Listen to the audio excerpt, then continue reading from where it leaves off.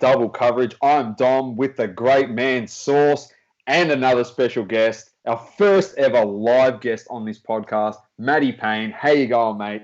Hey guys, thanks for having me. Really appreciate the opportunity, boys. Happy to have you on, mate. We're excited with the things that you've been trying to achieve, or you're trying to achieve with the hobby in Australia. So we're stoked. It's gonna be a good one, Domma. Definitely is. Very happy to have you on. Very happy. And another special. Excited to ask you a few questions. Live guest on this podcast, Maddie Payne. How you going, mate? This live hey guys, thanks for having me. You gave us a little bit of insight into some of the cards, which if you are going to be listening in the podcast version on the audio when it comes out, make sure you do check out the video, because you may see a few nice cards appear throughout this interview. So beautiful. But let's get straight into it, Maddie. What is the Australian Trading Card Association? Guys, how did it come about? You gave us a little bit of insight. Good question to start with, I guess, and probably a big one to lead off with. So the Australian Trading Card Association was an idea I had about 6 months ago, and it was purely from my experiences within the hobby, kind of identifying that there was a bit of a shortfall of a national body that didn't really exist within Australia. Obviously those chats that we all have with our mates, after a few beers or whatever, and looking at cards and everyone kind of complaining about not having many card shows and those types of things. Off with. So the Australian Trading Card Association had the idea, I had to form an association because I thought that would add a lot more legitimacy to running events and things like that. It was a bit of a shortfall networking for national abilities for suppliers and vendors and those type of things. So I put the association together to really form that national body and a platform for the hobby where we can all lean each other on lessons learned and use it as a central springboard to bounce off each other and those type of things for upcoming events. Beautiful. Very nice. Yeah. I like that. Something, obviously, as you said, it's something that we haven't had before, and it is a nice, a way to network all the content creators and people within the hobby in Australia together, and we can band together and get as big and put ourselves on the map around the world so people get to know who we are. But what are the plans for the association?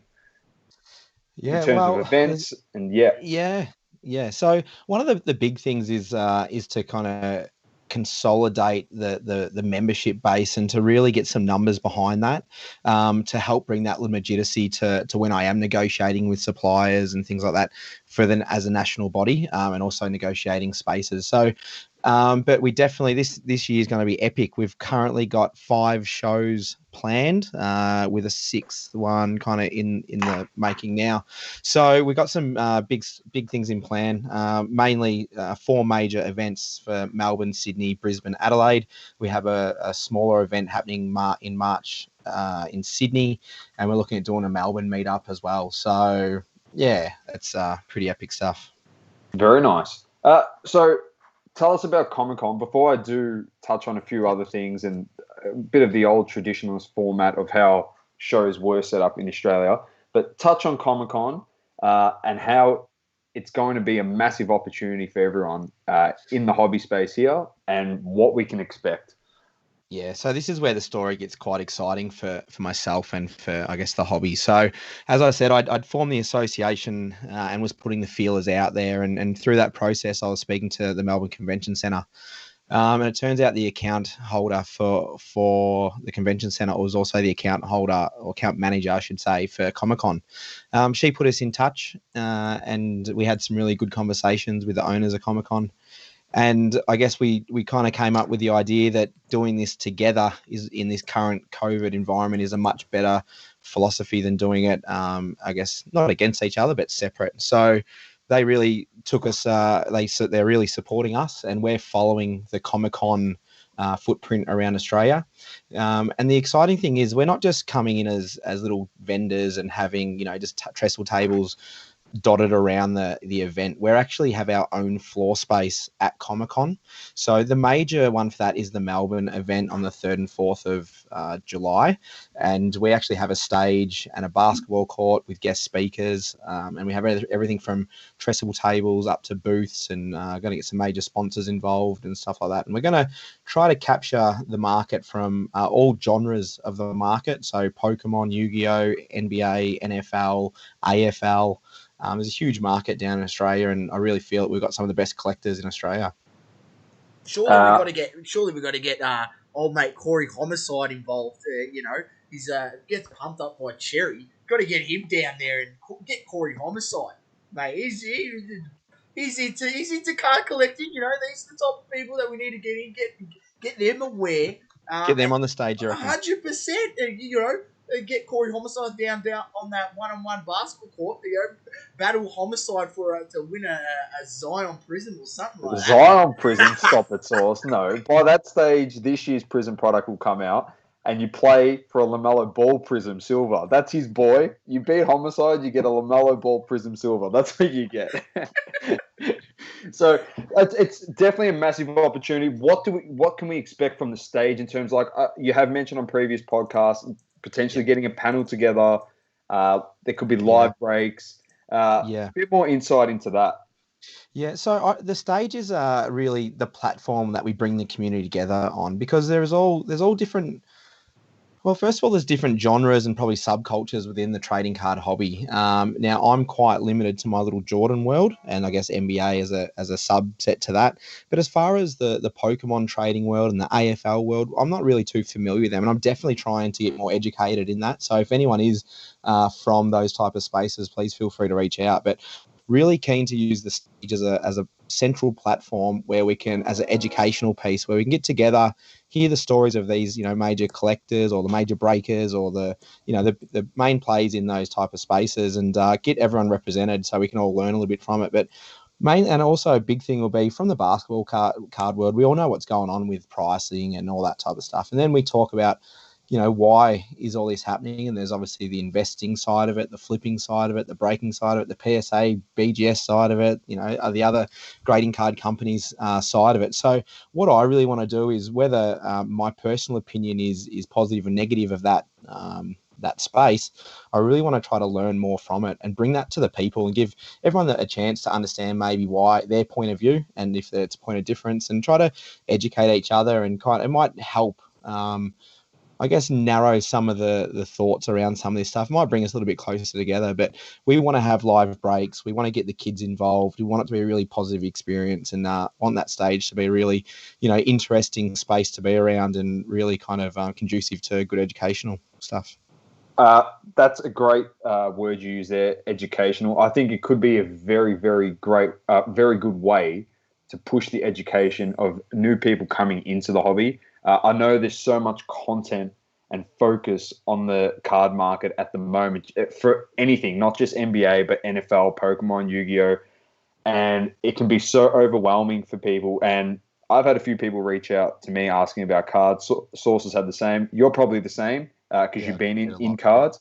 And the biggest mistake that they're doing automatically is I want to buy this graded card. That's fine. But in NBA, but then they're like, oh, but I want an NFL card, Pokemon card, and they're just trying to jump into every single genre of the hobby, and then they get worked up and overwhelmed. So, imagine a young collector coming into it, kind of not really understanding where they sit within the space, and to be able to go away from that with a bit more education around that and understanding probably where they feel more comfortable in collecting would be a great result, I think. There is a lot. I do a lot of random messages at night. I receive a lot, probably 20, 30, 50 a night of young people, older guys, just people in the hobby that want to talk cards. And a big thing that I'm a big believer in is kind of find where you're comfortable in. And, as a Jordan collector, I get a lot of Jordan people reaching out to me, and I just say, make sure you get your base cards sorted and make sure you have that folder filled full of, base Jordans, that you really, that nice piece that you can sit down, have a look at and flip through and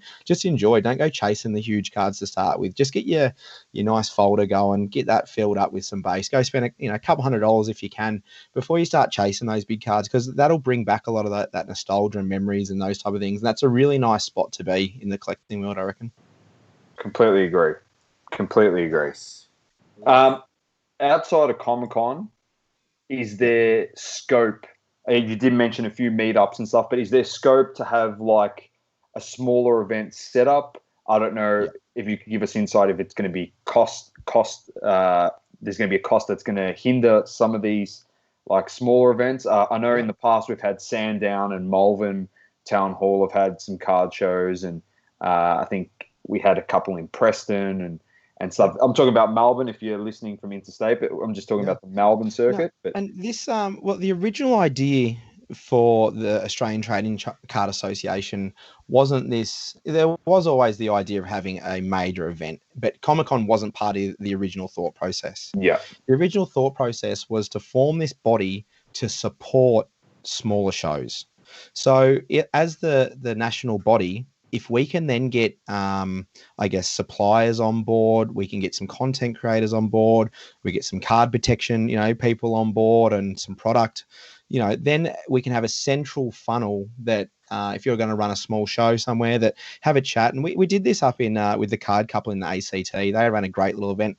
They reached out and we actually endorsed their event. We didn't have much to do with it, but we did. We had some good chats and we put in a few comments and guided a few things, and that was a really good success. And definitely, this isn't about the Australian Trading Card Association running the only events within Australia. We're here to support every event in Australia, as long as it aligns with the general ideals that we kind of stand by and good practices, I guess.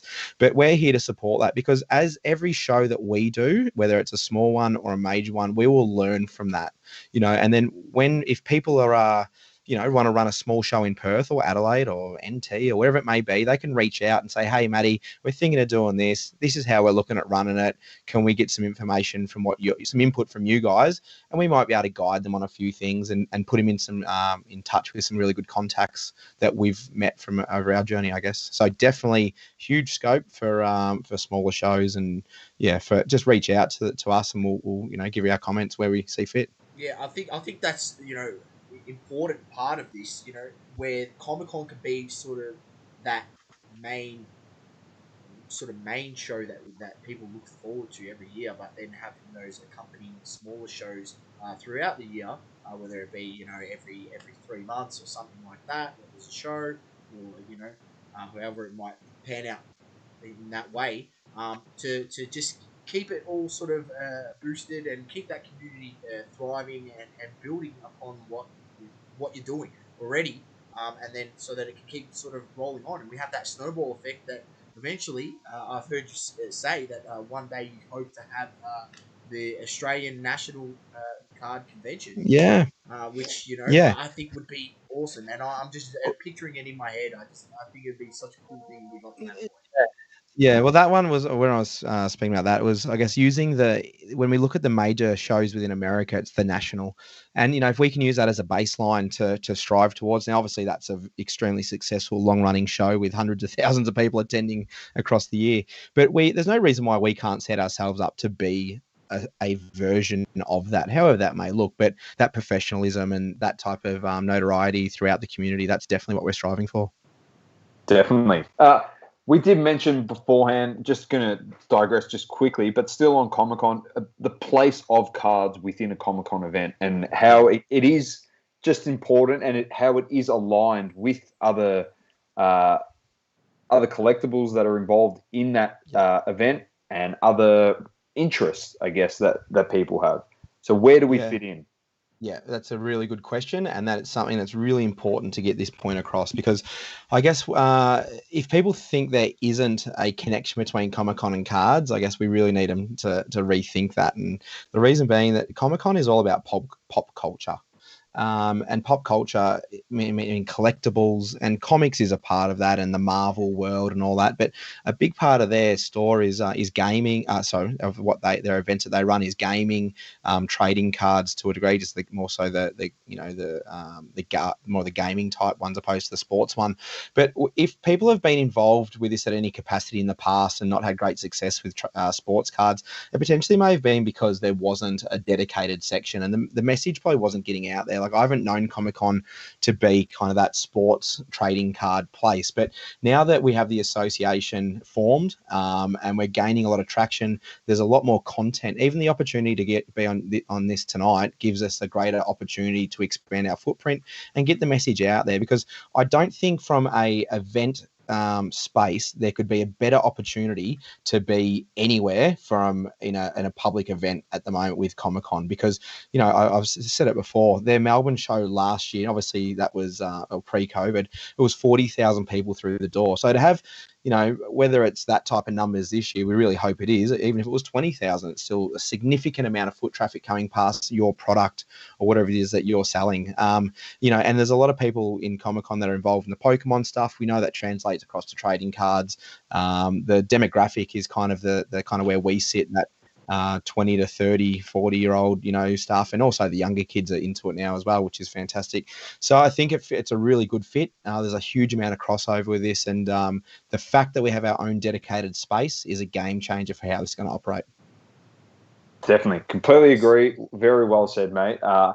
Let's quickly rattle off a few different questions in a different direction, but we will get back to events towards the end of this interview. But you are a very big collector, especially of one player. Only one player. How did you get? There's no doubt about it in his mind. There's no other one to have to collect. I don't have another card in the world. How did you get into collecting the GOAT? Okay. And just the GOAT. I don't need to say his name because we all know that one. But LeBron. It is. Hey. No, I'm a huge Jordan collector, and and the whole GOAT thing that doesn't bother me that conversation because I respect each of them, and Kobe and LeBron, and all that stuff. But as far as Jordan is concerned, the nostalgia is such a beautiful thing of this world, and well, first of all, how did I get into it? So I've got two older brothers. I was at primary school. They were at high school.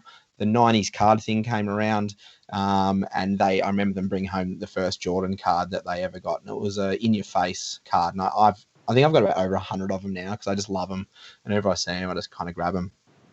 But the nostalgia of looking at that card takes me back to those great memories of, being kids and playing around with your brothers and, scratching around for a bit of change out of your dad's suitcase or something and getting dropped off at the newsagents and busting packs and getting up there and trading cards and swapping cards and collecting sets and not really understanding these higher end inserts and that. But it wasn't about that. It was if you could get a number 58 or number 327, Moses Malone Flair thing to finish your set, that was what you're after. And obviously, whenever you're opening packs, if Jordan came up, you were just beside yourself. So I guess it's also the way I'm wired. I guess I loved the bigger picture and stuff and just what Jordan was doing for the sport. I just really loved that and those values. And so that's why I got onto that and never really got over it. And I guess from there, it just continued on to the point where I've named my son Jordan. Everything Jordan. It's Jordan. Yeah. Jordan fanatic. I like it. How many Jordan jerseys do you have? Jersey wise, I've probably got about 15 jerseys. Shoes wise, probably about 100 pairs of shoes. What's your favourite Jordans in shoes wise? 6s and 7s. Okay. Nice. I only collect 1 to 9s. Original 5s. I've actually got an original pair of 5s that are in storage. I went and checked on them, and the soles come off them, so I almost cried. Oh, you're kidding! Wow. Yeah. Yeah. So look, it's a big thing that I know people that have those crazy Jordan collections. They keep it in a temperature controlled room just so there's no. Well, I should have done that because I just blew about 10 grand or 5 grand or something. So yeah. Oh well, don't worry. You got the cards. I do. And I do have the cards, you're right. Exactly. Now, the next question is one that I think Sauce and I are both really excited to ask you. I'm not going to tailor it down to one, but I'm going to say, what are a couple of your favourite cards in your collection? Well, I actually thought you might say something like that. So I've actually got some. Hopefully my webcam is kind of good enough to capture them, but a couple of them here. I've got a pair, and I always say that when I pass away, that these are in the left pocket and the right pocket. So I don't know if you can see them. Probably not too great. So sorry about that. Just go one at a time. Oh, there we go. Oh, that's nice. That's so sick, man. And ladies and gents, what they are, they're the 1996 Topps Triumph. Now, they're both PSA 10s. Now, this card itself has over 58 corners. Now, when we're grading, obviously corners is one of those grading factors. For a card to have over 58 of them, because this is a die-cut card, to have over 58 corners and still get a 10 is just unbelievable. So, how many 10s in the world are there, Manny, on that? I think there's about 4. I think. Last pop report I did, 4 or 6 or something. But to have both of them in a 10 is pretty unbelievable. And another pretty special card is the PMG Red Retro. Nice. Pretty sweet card. Have you got the green? No, I don't. Unfortunately, I wish. Here we go. There's a chase card for him. Ladies and gents, if you're listening and you can help him out, get in contact with Maddie. Yep. Very nice. Yeah. That's awesome. I can't believe that, honestly, those two cards that you have in a 10, as you did say, they are extremely hard to grade to get to a 10, especially with all the edges. It's just phenomenal. It's awesome that you actually gave us a bit of an insight into that, and you shared those cards. I really appreciate that. And the second last question we have for you, what's your favorite card that you purchased in 2020? All right, I'll just I'll get through them. So one of them is the PSA 8, number 57, the rookie card. That's a hot commodity. Sorry if the lighting's not the best, guys. All good. Right, mate. Everyone knows what the rookie card looks like. Yeah. Another epic one is this 2008-2009 Upper Deck Radiance Autofocus.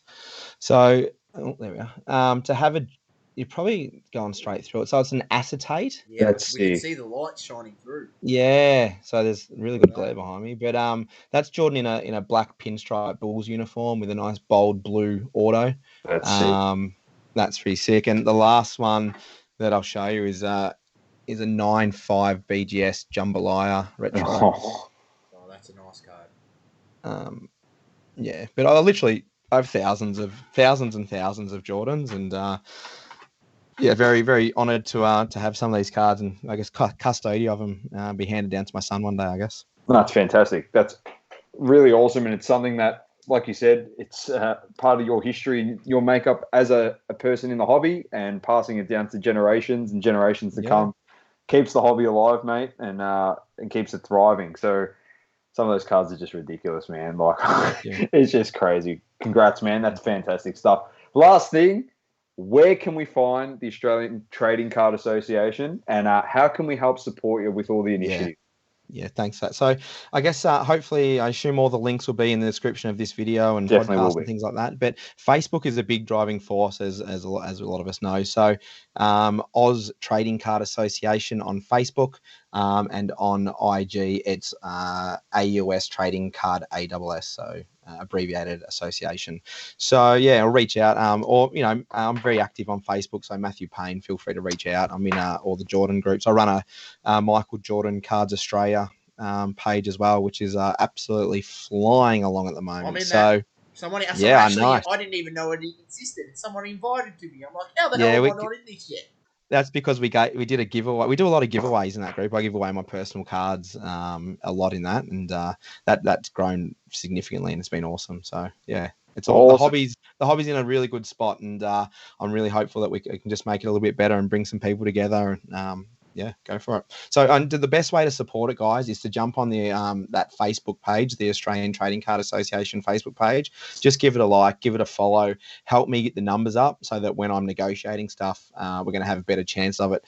So imagine, if I go to PSA or whoever it may be and say we're going to do a card show, and we're backed by 3,000 members. We want to do raw card grading, or if I'm reaching out to Panini or whoever it may be to get stock or whatever it can be. If I go there with 300 members, it's very different if I go there with 3,000 members. So jump on, give it a like and a follow, and share it around. Surely we should be able to get that up to 10K plus, Maddie, with all the I would hope so. Especially, obviously I'm really in the basketball world, so especially once we can get some of the Pokemon and NFL and Yu-Gi-Oh people involved, I'd love to get that up to 10 grand. When that gets up to 10 grand, I'll give away some epic cards, that's for sure. There you go. You heard it here first. But thank you so much for joining us. Everybody, if you're listening to this, Double Coverage family, share it around with your friends. If they're card collectors, even if they're not, they may know someone that's a card collector. Let's get around this awesome initiative. Get around Maddie, get around the association, and let's put ourselves on the map big globally down here in Australia. And we deserve it, boys. Australia deserves it. We definitely do. But thank you so much. We really appreciate your time, Matt, and look forward to catching up with you in the near future, mate. Can't wait. Thanks so much, guys, and congratulations on what you're doing out there. It's awesome stuff. Thank you. Really Thank you, mate. appreciate it. All right, Awesome. take care, boys. Cheers. Ladies and Thanks. gents, we'll be off to a break and we'll be back shortly.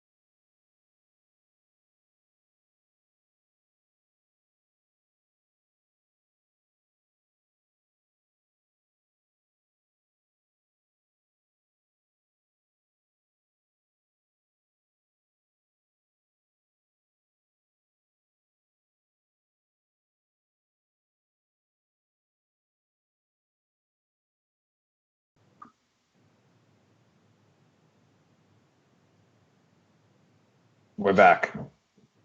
We're back. If you were listening, we have Matt Payne from the Australian Trading Card Association on. That will be at the start of this podcast for people that have just tuned in. So audio. Matt was there, gave some great insight into what's coming up in the hobby down here in Australia. Also, if you are listening from America, it'd be awesome to jump into a couple of the socials pages that Maddie's got and has mentioned. We'll tag them in this video, because if you are over in the States and you do support us as well and get us the numbers, hopefully when the borders open up here in Australia and people can travel from America and we can travel from Australia and we can travel from around the world, we can actually get together and literally just cross travel across the world. What an amazing world! What an amazing time it would be if the national in America is the American national is on this time, and we get the support as hobbyists the hobby community out there, not just in Australia, but from the American lads by liking that Facebook page. That's all it is. We just ask you to like the Facebook page, go follow the Instagram page, and we have an Australian national at some point, and and you could come down to Australia, see the kangaroos, go on a holiday, see some nice beaches. And I have to do a Barbie. Buy some cards and sell some cards. Do a Barbie at mine, open up the back, and then everyone can just play around with the kangaroos in the backyard. I legitimately have kangaroos in my backyard. I'm not taking the piss. But we got a big show in store today. Obviously, we will start with NBA, but we're changing it up, ladies and gents. Thank you to our listeners out there that have addressed this with us about some dead air issues we've had on the audio pod, where there's just been slight dead air in between segments. We are actually just going to push through from this day forward, Saucy and I, and just bang out a podcast from go to woe, no stops. We're just going to obviously switch topics accordingly. But let's start with the NBA. Hobby Talk, actually, by the way, I'll just plug that quickly. Hobby Talk is going to be quite funny. Sauce and I. It's going to be a belter, Domma. It's going to be a belter. So, I'll tell you what, there's a few revelations that are coming out in the hobby, in Hobby Talk, so stay tuned. And we had Lemon of the Week is back on the radar again this week. I don't know, can you get any bigger than a lemon? I don't know what it is, but he's almost there. But we do have a Le Mans of the week. It is back. It is the second Le Mans of the week. And it's not Vegas Dave. It's got to do with NBA hoops. So just think of that product and think of what lemon acts you could be possibly doing with that product, and you'll be on the right track. But let's start with NBA. Let's go straight through the standings, as we always do. Over to the East first. Philly first, 18-7. Milwaukee second. Brooklyn third. Boston 4th, Indiana 5th, Charlotte 6th, Atlanta 7th, Toronto up into 8th. They've been playing some great basketball. New York in 9th.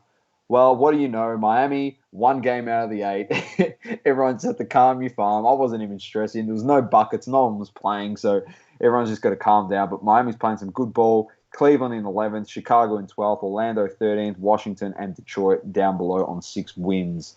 They are putrid. And then in the Western Conference, the Jazz have just been moving along nicely. They are 20-5 on top of the West. Lakers in 2nd, Clippers in 3rd, Phoenix up into 4th. They've been playing really well. Portland up into 5th, Spurs up into 6th, Denver into 7th. Golden State have that 8th seed. Sacramento in 9th, New Orleans in 10th. They've been playing some great basketball. We will be talking about them today. Memphis in 11th, Houston 12th, Dallas in 13th, Oklahoma in 14th, and Minnesota down below still on 15th. So, Sauce, what have we seen this week? Jokic continue his amazing form. You spoke about this a couple of weeks ago. He's just a big fella that can do everything. Just can do everything, Domma. I'm not amazed anymore. I've seen it, and it's not like this is sort of a breakout season for him. This is probably just it's a breakout season in the sense of the level, like he's even taken up a level from last season to actually be in MVP talks. And the way that the NBA likes to spread the love around with the MVP award, I genuinely think if he keeps on this sort of track, pushes through the season with what he's doing, and Denver finishing that top 4 seed, I can literally see Jokic winning the MVP. We know what they're like. There's no way Giannis, even if he puts up the same numbers or better than last year, he's going to win 3 MVPs in a row. If LeBron can't win 3 MVPs in a row, no way Giannis should win 3 MVPs in a row. Let me just tell you that. So, I genuinely think Jokic, as long as he doesn't stay fit, doesn't get injured, he's gonna win the MVP.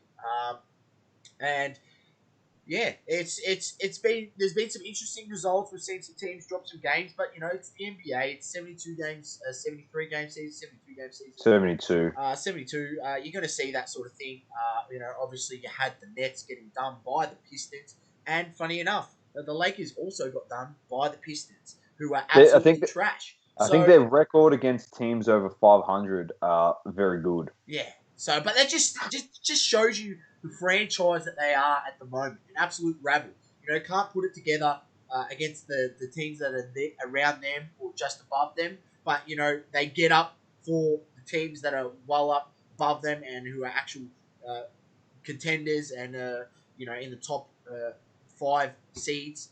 And that's, it's not to be expected that there is upsets. You can have a look at the odds before every game, every day, and then go have a look at who won. There's always upsets. It's the NBA. These guys are in the league for a reason. They are professional basketball players. They live, breathe basketball. So, they are going to have nights where they are just better as a team than the other team. But this is why the consistency and the quality comes out in the 7-game series in the playoffs, Domma. And that's where the men are separated from the boys. So it's been, we're plugging along. Donovan Mitchell, we can talk about him. He's been absolutely balling out. He dropped 36 today. You got it. You can't say Shaq called him out. And Shaq called him out. The man has been balling, absolutely balling. He's got to do that for that team. Yeah, like if that team is to have any chance at making a deep playoff run, getting past the second round where they've been knocked out twice. He's the offensive power. Like That's right. That offensive player that they have to go to. Honestly, he's the Zach LaVine of like the Bulls. The difference is Utah is 100 times better than what the Bulls are. But if LaVine didn't put up points for the Bulls, I'll tell you what, they're not sitting in 12th. They'll be dead last. Yeah. So that's literally Mitchell's role. He's started to play. His defense has been a bit better, but they're a great defensive side. Utah, they always have been, especially with Rudy Gobert. At the center position. They play a great style of basketball, and they're just moving along very nicely. And I agree with you, Sauce. Ever since Shaq made those comments, Mitchell said it's okay. It's your opinion. It's fine. He's going to keep balling out. He's going to let his play do the talking. And yeah, look, Domma, he's killing it.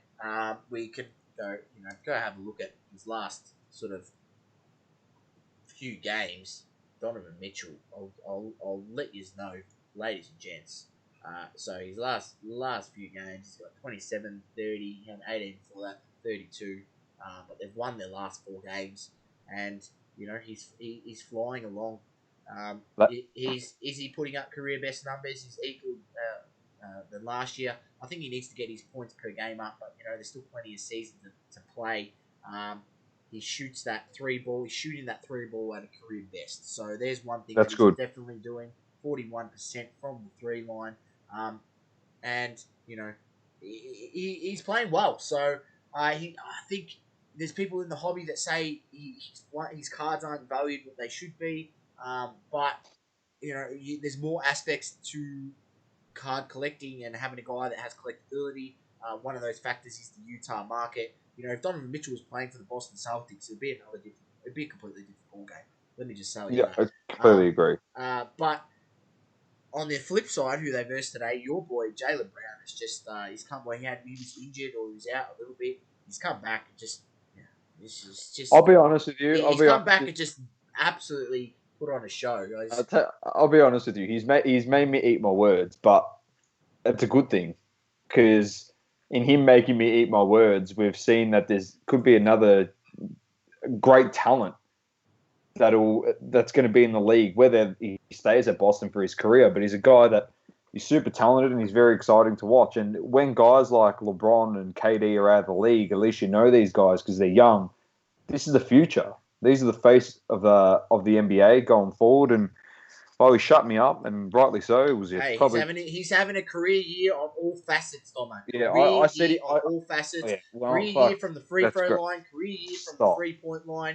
Career year from 20 from as points 26.4 points a game. That's more than Donovan Mitchell. No, I know, but it's just the fact that he's having another career year. When I said he's going to have. What did I say? For Boston to be any good because their bench stinks, he's going to have to You did say this. He has to out career year his career year, and he has. So he shut me up. That's what I'm saying. Well, kudos to you. If I was wearing a hat tonight, I'd tip it to you, but I'm not. So well done. But another guy, and I just want to touch on this, and I want you to go and get this guy's stats from the last 10 games. But Stephen Curry, the chef, is cooking sauce. My goodness, is he cooking or what? This guy, I just people that don't understand basketball, and I'm sorry if I'm generalizing people, but it's so true. People don't appreciate Stephen Curry for what he is and how amazing he is. I don't know if we're starting to get more of an appreciation now because he probably can't win the title this year. So people are like, and he hasn't got KD and Clay, and everyone's like, look how good he's playing. He's always been this good. this is a guy that's a leader of his basketball team that when KD came to the ball club, he took a step back like Dwayne Wade did when LeBron went there and said, "This is your team," to KD. Everyone knows Steph was the heart and soul of the Golden State Warriors. That's like Wade. He's the cult figure for Miami. But these two guys are so smart and so intelligent that they were able to say, listen, I understand. For us to win a title, you need to be elevated and you are the best player. And we got to, not for anything, facilitate the ball through these guys, a LeBron and a KD. And look what happened. Curry won rings. Curry, arguably, as history states, which this is more of a, like, we ding KD, for joining Steph at Golden State. But then we're quickly ding Steph and say, oh, he's not that great a player, he's overrated. Wait a minute. Your whole argument on KD's legacy is not good enough because you joined Clay and Steph. So what's that say about Steph and Clay? If KD didn't go there, because everyone's like, well, they were winning anyway. They didn't need KD. So if you're saying that, that means you're saying that Clay and Steph, especially Steph, because he's the best player in that team. He's better than Klay Thompson. But what you're saying is he's a great player. But you're just not saying that he's a great player, if that makes sense.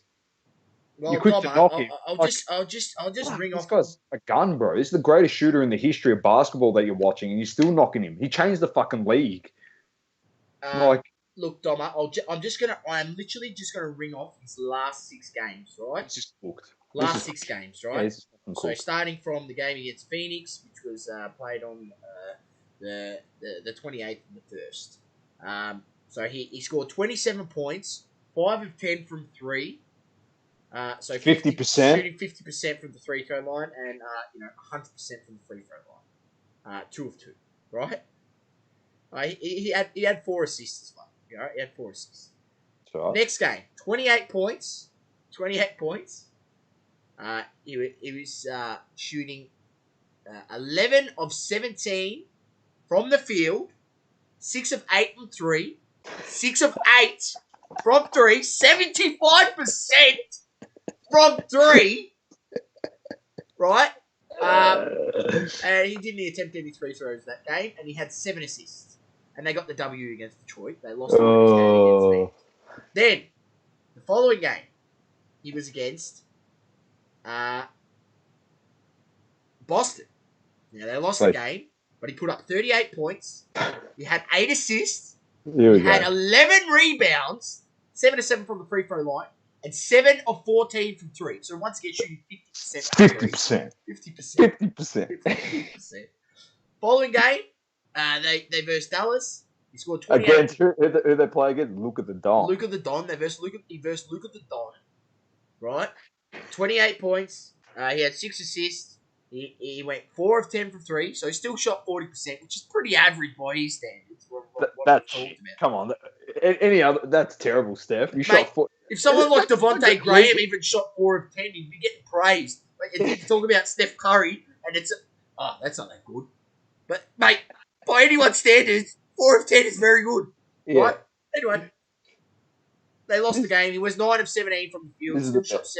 This is the best. Right? The next one's the best one. This is the best. The following game versus Luka the Don again. Him and Luka, absolutely, what a game this was. If you haven't seen it, go back and watch it. Just give us Curry stats.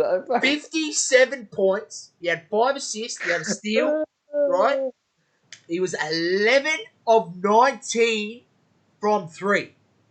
58%. 11 of 19 from 3. He hit 11 threes in a game. That's 33 points off 11 shots, ladies and gentlemen.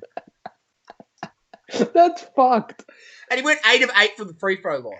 That's cool. So look, in his last 4 games, he's 100% from the free throw line, averaging 7 attempts a game from the free throw line. He's 100%.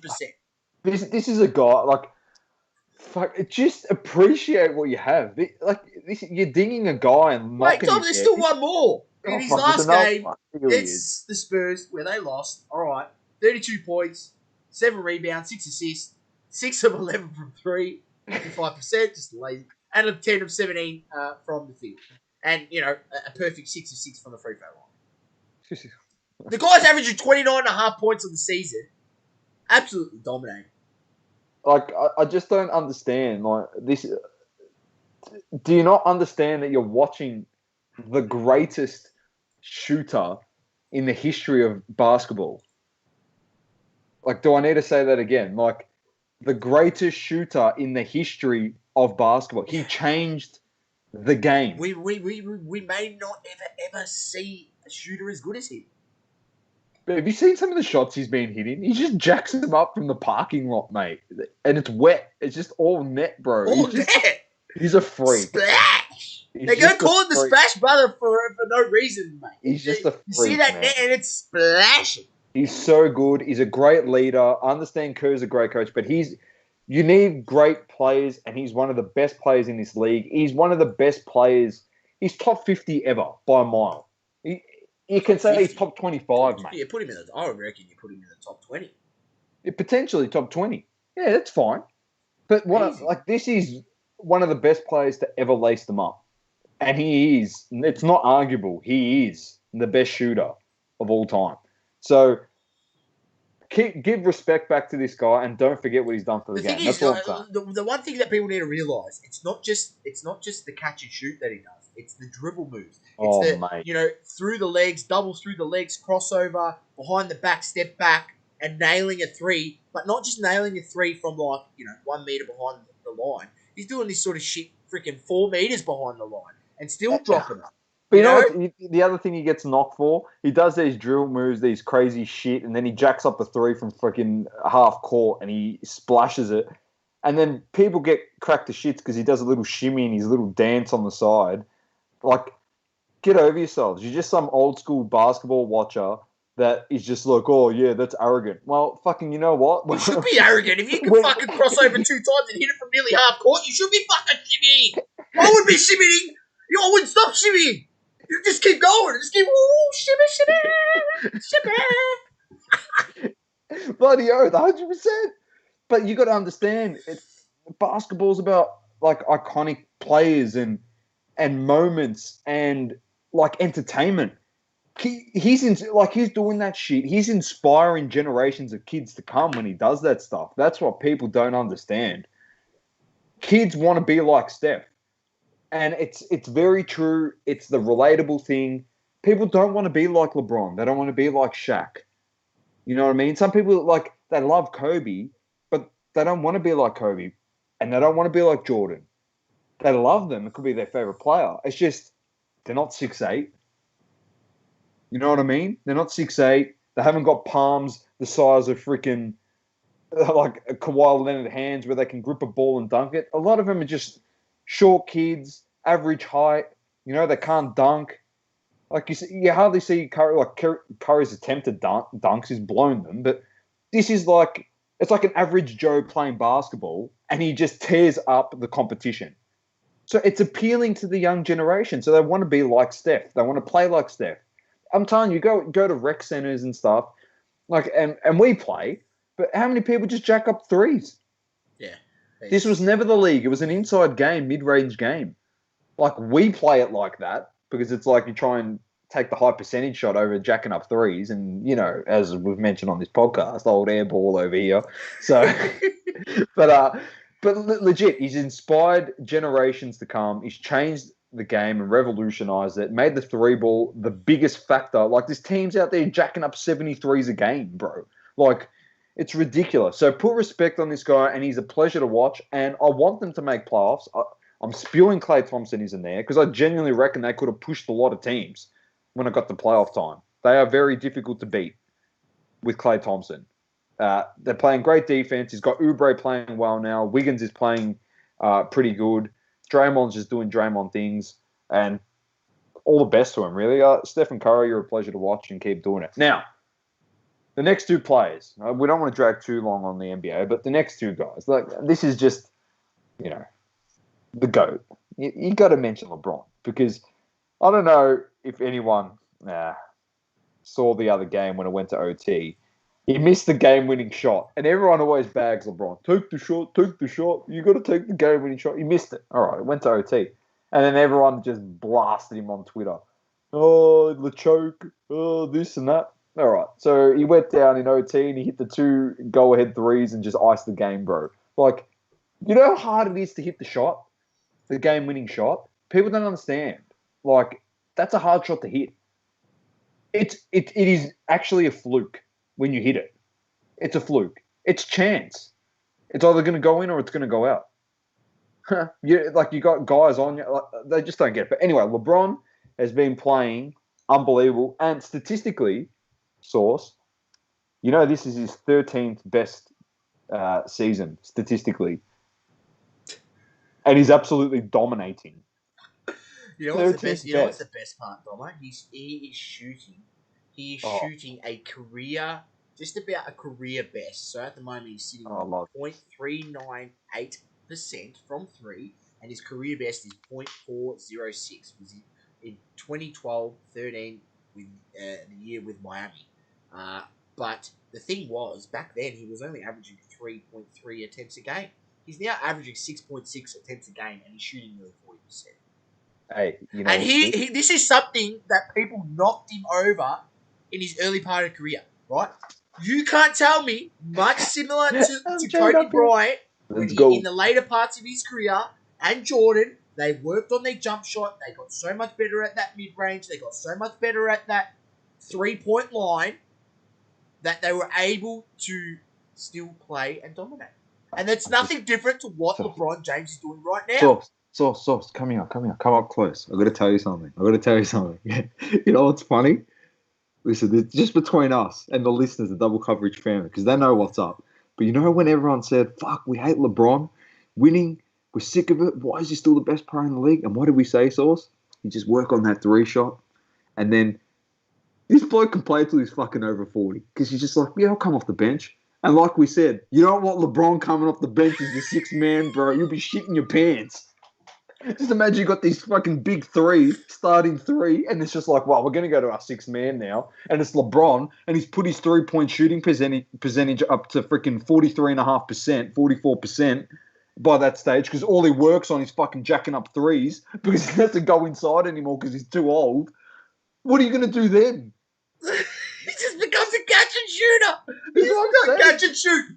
Anyone told me that LeBron couldn't just sit out there and just, you know, like all these guys and just let somebody else do the work. You know what's funny? I don't even think LeBron's even ring chasing yet, because he's genuinely in his ring window right now. He's got the best team. If he wants a ring chase, he can just come off the bench and just jack up 3s the rest of his fucking career. It doesn't really matter. Like, you got to remember, ladies and gentlemen, like, I'm not comparing him to Jordan, but people are going to compare him to Jordan when he's old, yeah? You got to remember, Jordan never had a 3-point game.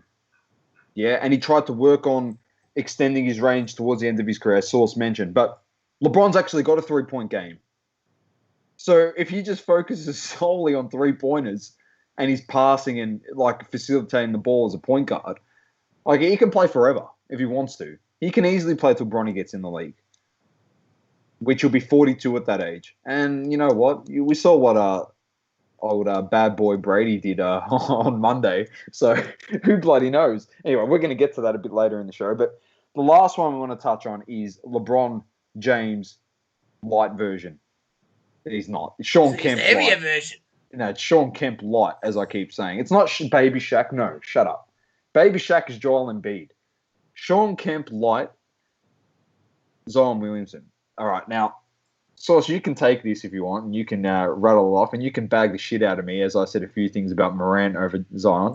You can. I don't care. I'm fair game. I just want to say to people, right, that anyone who keeps knocking Zion, are you not watching his games? Are you not impressed with what he's doing? Like, here we go. Like, we just ran. Like, his last game was unbelievable. It was 10 of 14 from the field, 70% from the field, 29 points, 5 assists, 9 of 11 from the free throw line. Mind you, his free throw shooting has progressively gotten better over the year.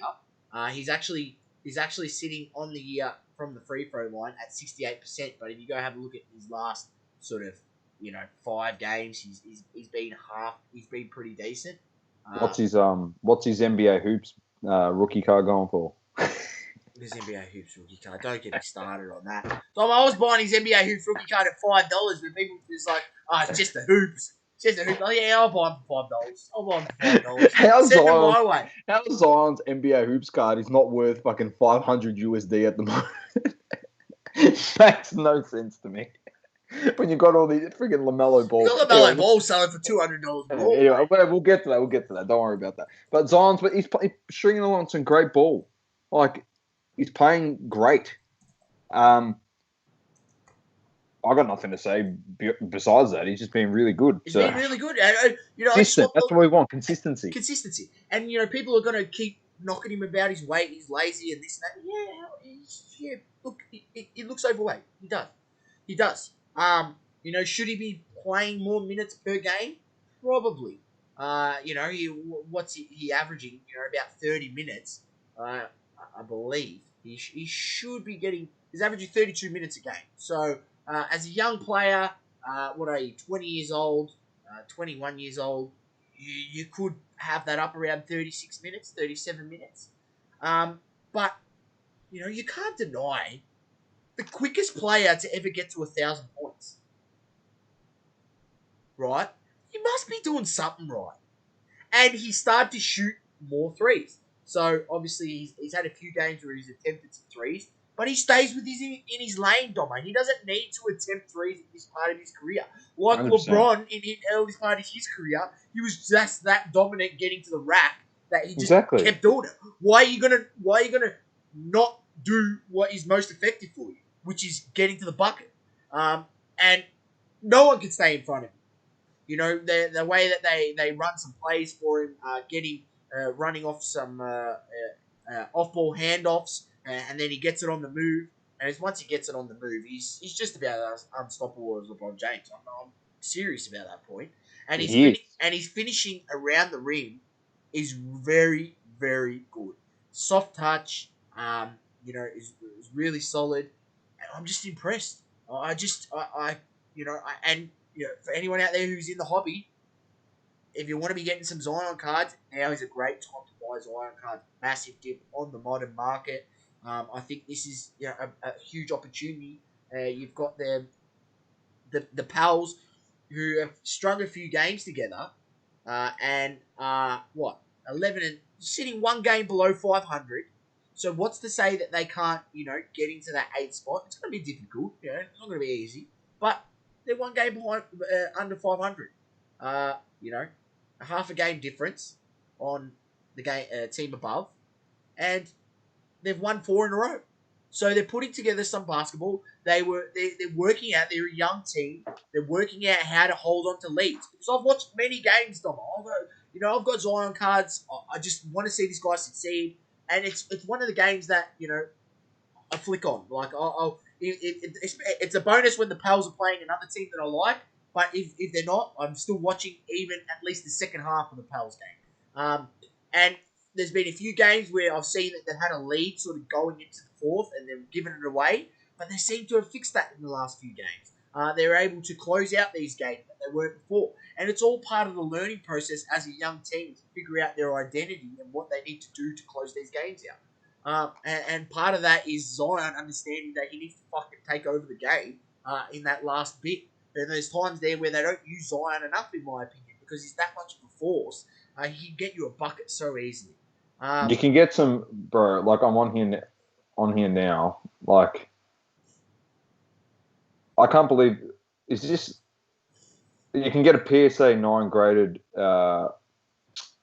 Prism rookie for $200. You can get a 10 at bids is at $313, but that'll go under. You can get an Optic Fanatic Silver Wave Prism rated rookie for $100. It's raw. Yeah, there's some good deals out there, Domma. Don't worry, there are some great deals. I gave one on Smokey just the other week, the Mosaic Green variant. And as I said, Domma, I'm looking for cards that have a lower pop. I'm not interested in the base Prism. I'm not interested in that stuff. Because I genuinely think that will be hard pressed to hold the value long term if you want to hold Zion for an extended period of time. Yeah, is it good for a great flip right now? I'm buying that PSA 10 Zion. Bloody oath it is, because they're selling for about 600 when they're, the first weeks of the season, first week of the season, they're selling for 1,000. So you're getting a 50% discount, just about.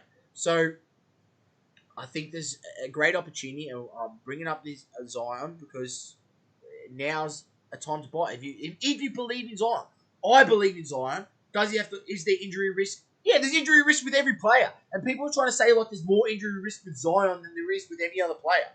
Well, not really.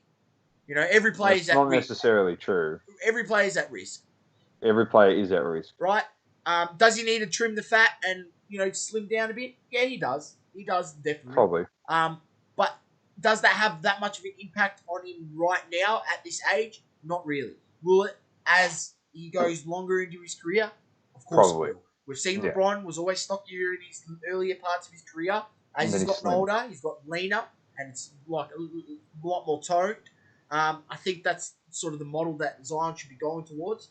But Anyway, as he progresses, exactly. Just have a look on eBay or any other forums to find some Zion rookies. They're at affordable price, so just have a look. I was just flicking through just then, and there's a fair few up there on bids and buy it nows, and there's great value there. If you're a believer in Zion, go for your life. BGS 9.5, NBA hoops rookie base, not the premium, just the regular. Last solid here, $62, 62 USD.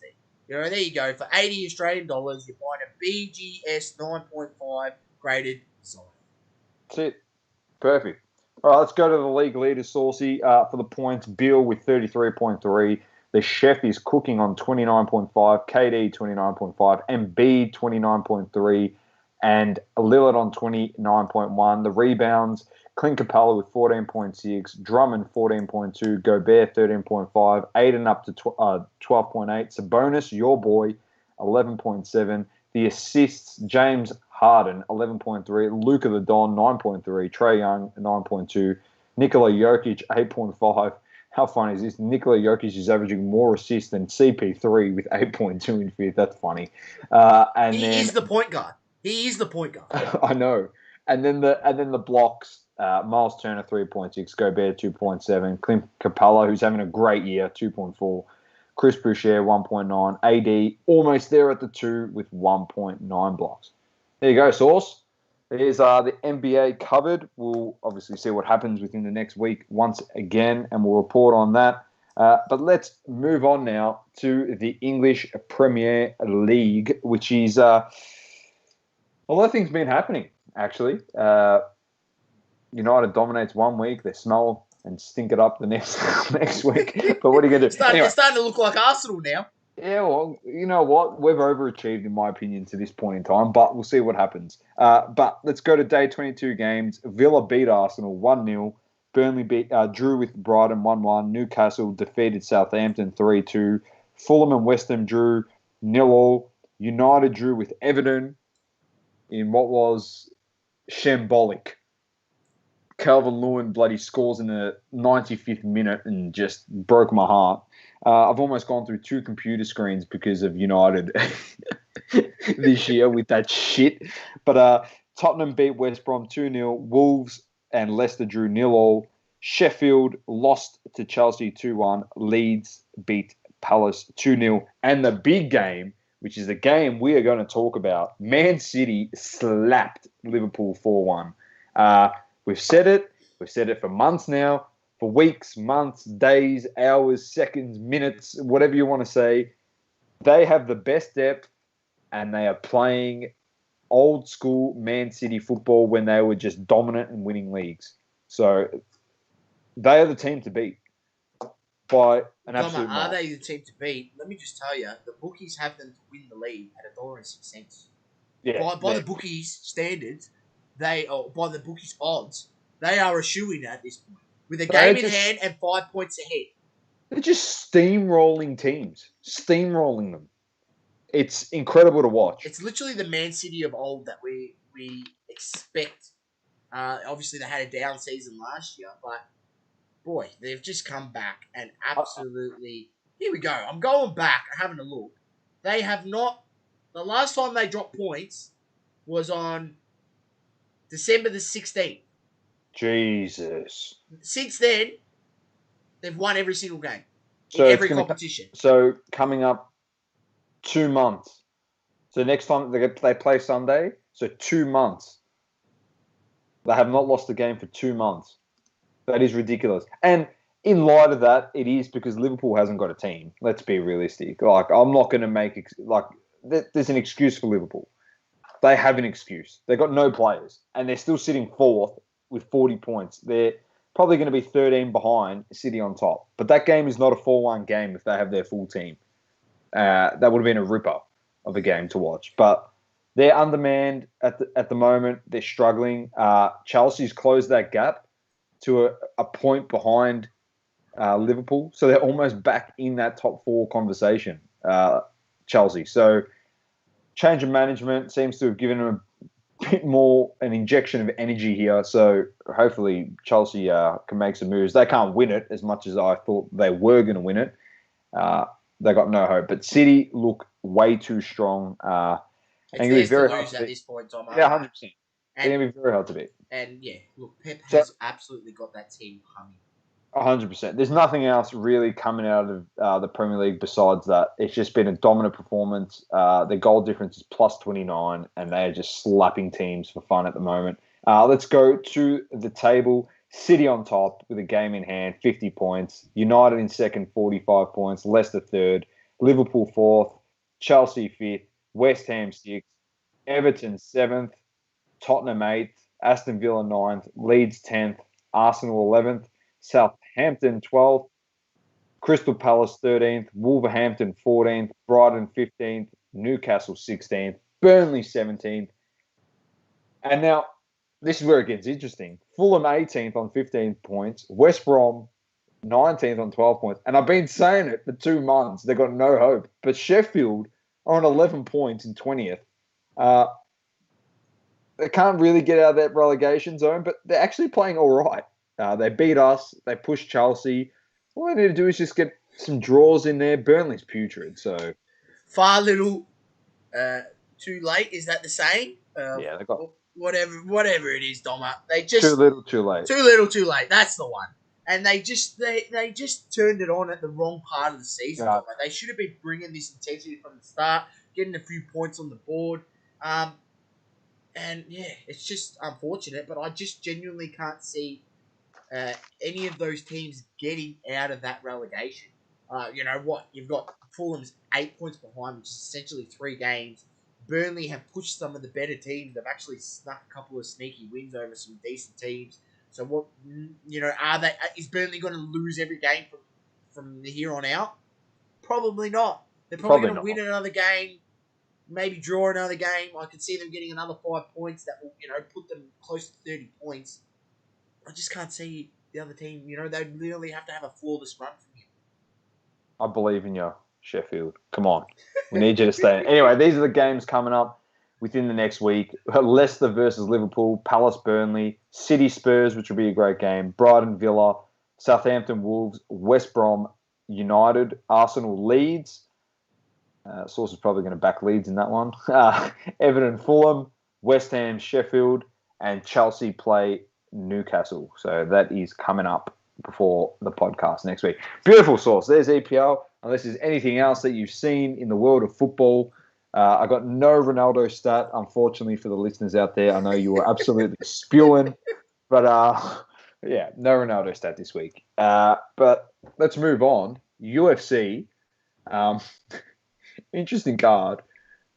Some crazy knockouts on this card, man. Like, for one fighter, you could probably say he could be pretty much done in his fight. He just didn't look up to it, and he copped. It was probably knockout of the night against him. That he with the old flying knee. So run through the card, Saucy. The main card. Here we go. We had Daniel Marquez in the light heavyweight division defeating Mike Rodriguez. You had Benil Dariush, one of our fan favourites down at Double Coverage, defeating Carlos Diego Ferreira in the lightweight division. That is a massive win. Then in the flyweight division, you had Alexandre Pantoja defeating Manel Carpe in the third round decision. In the lightweight division, you had Clay Guida defeating Clay Michael Guida. Johnson. Guida? Yeah. Guida? Gui. Yeah, it's Guida. probably Gui. It's Guida. It's Guida. Yeah. Defeating Michael Johnson. That's an easy one in the third round decision. And then, as Domma mentioned earlier, Corey Sandhagen. If you haven't seen this fight, go watch it. The whole 28 seconds of it. The old see you later, mate. This was very... Look, it wasn't as emphatic in the sense of the way it went. A la Jorge Masvidal on Ben Askren, but very similar in the type of knockout. Frankie Edgar, let me just say, the man did not see this coming at all, and Corey Sandhagen just gave him the knee. It's just a jumping right knee to the head. It was in such close proximity. I did not expect it. That's exactly right, and it was a bit bizarre how it sort of came about. It looked like he was sort of maybe trying to duck some punches, and then all of a sudden, bang, left himself open for the knee. And it wasn't not like it was like a run and jump. It was just like a jump and elevate and just bang. Just explosiveness. Just explosive off that leg and just lifted that knee. And good night, Frankie Edgar. He was just knocked out to the canvas. And it was an ugly knockout, let me just tell you. And then, that was the bantamweight division. Then you had the heavyweight, the big boys. Alexander Volkov, knockout over Alistair Overeem, the veteran. And, well, that sets up that heavyweight division nicely, Domma. Yes. So, we'll just go have a look at the rankings. Who we got in there? Stipe, Derek Bad Boy, Lewis, our boy here. You got the heavyweight. You had that was 5 versus 6. Overeem was 5. Alexander Volkov was 6. That drops Overeem down to 6 and puts Volkov above him at 5th. Then you got our boy, the number 1 fan favourite down at double coverage, Derek Big Boy Lewis sitting in 4th.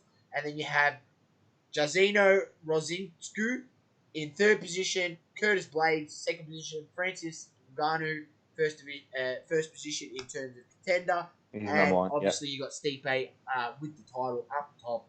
And that division, let me just tell you, is absolutely buzzing because, we haven't seen the debut of the new addition to the division yet. And that's John Bon Jones. So we can't wait to see him fight in that heavyweight division. Whoever it's going to be, I'm sure has to be someone in that top 6. You can't... Give us what we want, Sauceys. You can't be, if he comes in and gets, like a Junior Dos Santos or, someone outside the top 10, it's just a waste of time. We want first cab off the rank. We want John Bon Jones versus Derek Big Boy Lewis. That's what we want to see here at Double Coverage. It is what That's we want the to see. first one. I believe they have versed each other before, and John Jones did get the best of Derek Lewis, but maybe second time round, Big Boy Derek with a bit more weight, because I believe he did fight him in the light heavyweight division.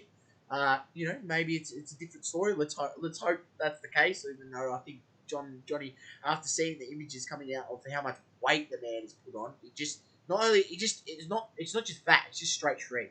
Like he's a terrifying looking unit. He is crazy. Would not want to come up against him. That's for sure. All right.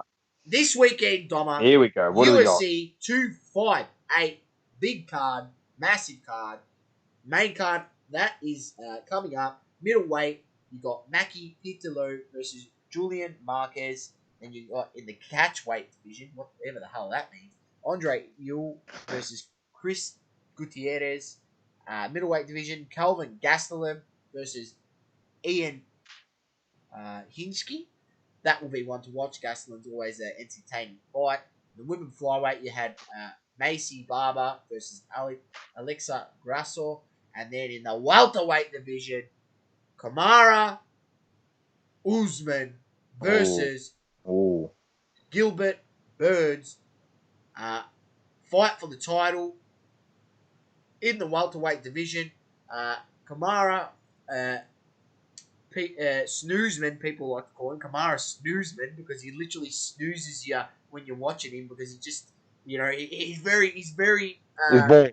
He's boring. He's a boring fighter, but he gets the job done. But he gets the job done, and at the end of the day, it's MMA. It's within the rules, and you can't deny that he is quality, because you have guys always trying to stand toe to toe with him, saying he can't, fight, on his feet, head to head. But at the end of the day, that's not where he's the strongest. You, as the opposition, have to make it that fight, and if he gets it on his terms, well, we know who's going to win. 100%. And that's how you got to beat Snooze Me. You got to find a way to make it not a snooze fest, right? And find a way to keep it on the feet and not let him get you up against the fence and use his body weight on the ground, where he can get that ground and pound in, and he's very good at jiu-jitsu. And yeah, no one's been able to beat him. So I genuinely think that Usman will win this fight. I can't see him losing. So there you go. That's my prediction. Very we'll nice. See for another week. Done, Domma. Another one done. So stay tuned for the Snoozman fight coming up this week. But now we're going over to, for the final time, till pre-season in September. But we're going to cover the NFL. Let's talk about the Super Bowl. I'm just going to say one thing, but then I'm going to push to Saucy. I don't know if you saw our socials on our reel. Saucy and in our story, what Saucy was saying, he spoke about this last week. Literally everything he said happened to a T. It was bloody crazy. But all I'm going to say is I'm going to go on a different path. Saucy's going to cover this game and what he saw. I'll put my input in. But I just want to touch on this. I know I said last week that people in the media were saying if Mahomes won this, puts him in that category to potentially push his case to become the GOAT and eventually in his career. I'm not saying that he can't be the GOAT, because Brady's lost Super Bowls. So he's not a perfect record, Mahomes. But in the end of the day, like, he has a lot of work to do. He's 25. He's going to be 26 next year. There's no guarantee he's going to be there at 42 like Tom Brady is. But what I want to say is, now, like, this is a call out. DM us, as we like to say, if there's an issue with anything I'm about to say or anything that we say on this show. We're happy to talk to you in the DMs and discuss it here on this show. But I don't understand how people in the media over in the States, and to our people, our friends, our family living in the States, how this is solidified Tom Brady as the outright GOAT. Now, I would have thought he was solidified as the outright GOAT when he won the freaking MVP of the league when he was 40 years old, and then he won a Super Bowl at 41 years of age.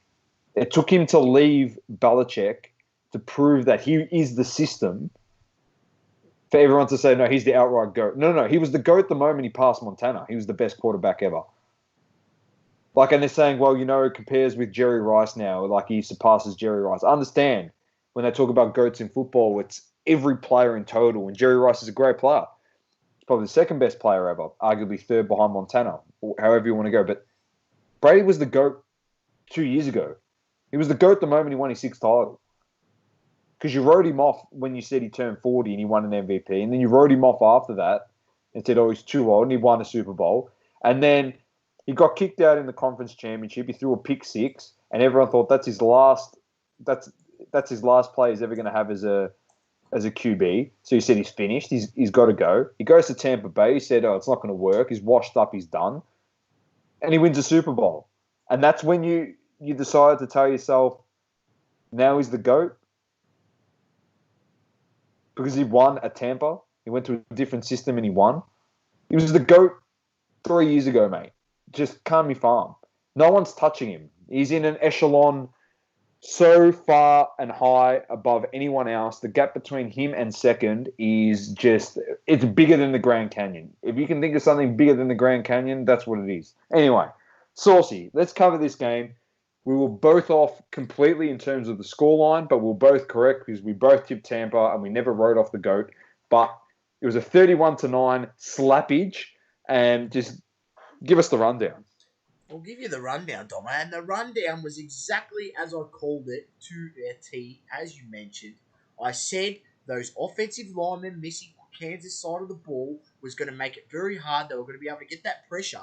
And the thing was, at times they were only bringing 4 guys, and they were still able to get to Mahomes. So those offensive linemen were pretty much non-existent. The Tampa Bay Buccaneers defense was just unbelievable. Not unbelievable, but believable to the sense where they were getting through at will and putting pressure on Mahomes, and it made it difficult to hit for him. We know what a special player he is. He was able to extend some plays. Obviously, you had some drop catches that could have been what ifs. But at the end of the day, when they were able, as I said, they were able to get that pressure early. It puts that implied pressure later on in the game because they've been able to get to him all game. I believe they sacked him 3 or 4 times, and we've seen it play out that way. And then on the flip side of the ball, you had Brady and that Tampa Bay Buccaneers offense just did not miss a beat. They were able to run the ball down the guts. Leonard Fournette was absolutely beasting. What an absolute trade that was, getting him from the Jags. He's probably thanking his lucky stars because he's won a Super Bowl now. And they weren't able to stop the run, which then opened up the play-action pass, which then, allowed Brady to just use his weapons all over the park. Just dominated. And, once again, Gronk, Brady, big game. How good was that? Gronk, Brady, big game. They just go together. Together. 2 TDs for Gronk. Here he goes, comes out of retirement, goes, you know what, Goat, I'm coming with you to Tampa Bay because I want to win another Super Bowl, and I know we can do it. And we just seen it play out that way. Brady didn't make the mistakes. They got that lead. They got that lead going into the second half. They made it half for him in the third quarter, and then you just knew that, you know what, this is Tom Brady on that offense. He's got to make sure we get those first downs, run that clock. We make it so difficult, so hard for Mahomes to, even though he's such special talent, he can probably pull through on a comeback. Most definitely. He pulled off some of the most ridiculous throws I've ever seen. That throw where he was literally going sideways through the air, got tackled, tripped up, and he's jumped sideways, Superman, and side-armed it, and literally hit the guy, and he's dropped the pass through the midst. Yeah, it's hit him straight in the scone. That's unbelievable stuff. But the fact that he has to go to that and then has to dive and then make that ridiculous throw, just a credit to that Tampa Bay defense because they were able to get that pressure on from the beginning, and that forced him to have to make the ridiculous throws. And he hit the target with a few of them. But, credit where credit is due, and that's with that. Started with that defense, and defense is always crucial in big games. Always will be and always has been.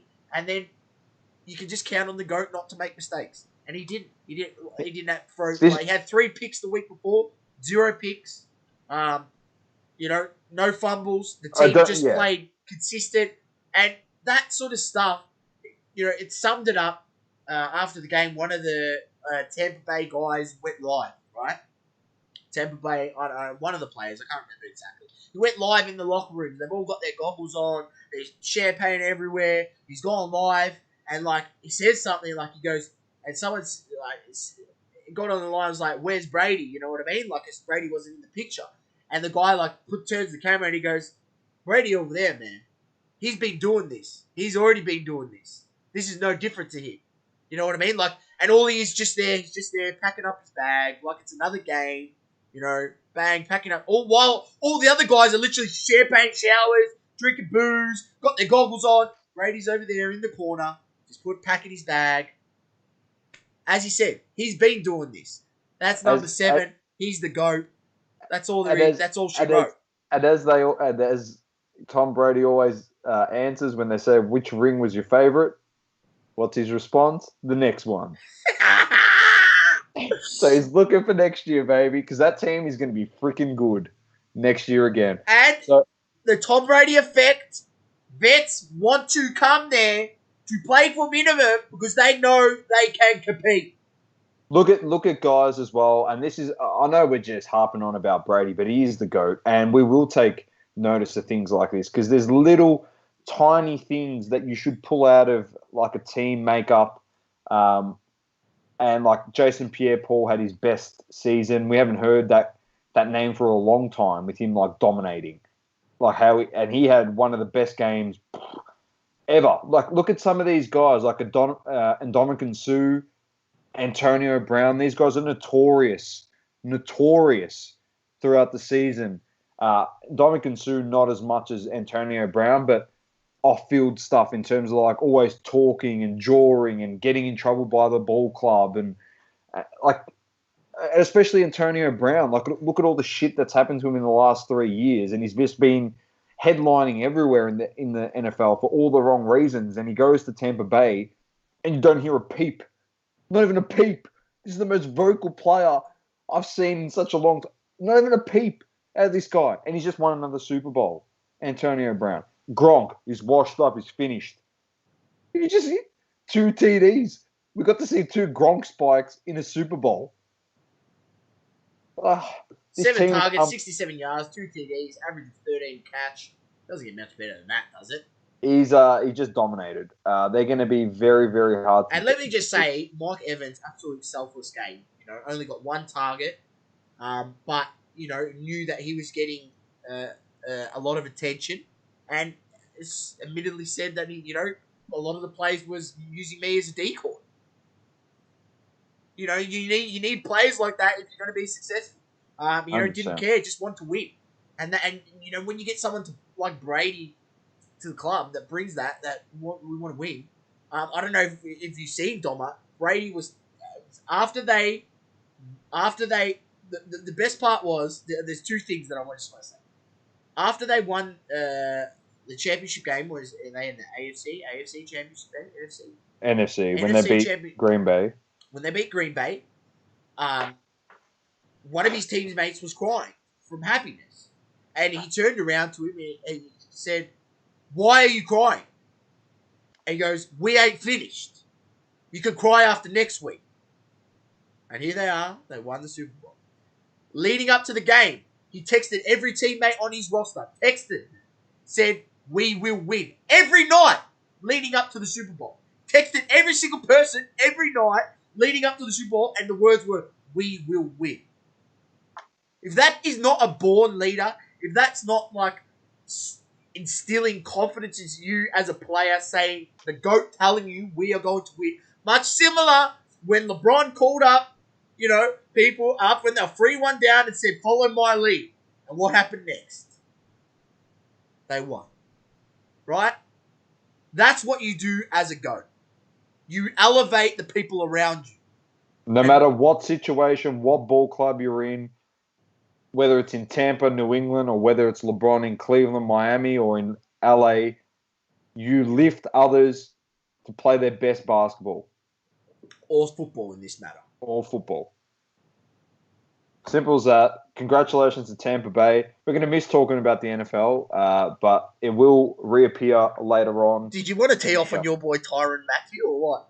Oh, the fuck. He's just fucking lost his marbles. I was going to say, Domma, look, if I didn't come up with the Lemon of the Week already, he was a candidate for Lemon of the Week, honestly. I reckon... I messaged Sauce as soon as it happened, but I'll tell you what. I couldn't understand it. Like, when I play sport, sometimes I do some jawing, just talking, getting in people, yeah? But if I was playing the greatest player to ever play my fucking sport, I'm not going up to that guy and talking shit to that guy. I'm staying well and truly clear of that player. Because the last thing I want to do is piss him off in the biggest game of the year.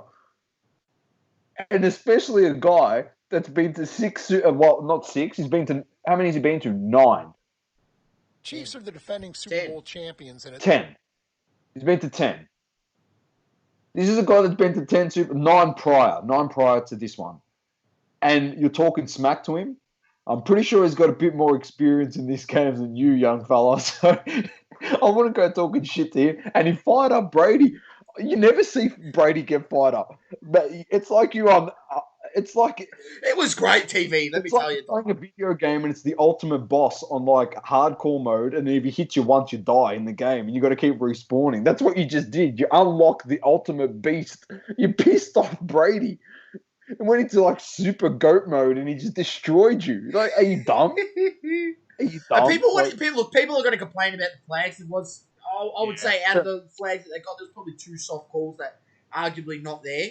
But at the end of the day, a lot of those calls were there.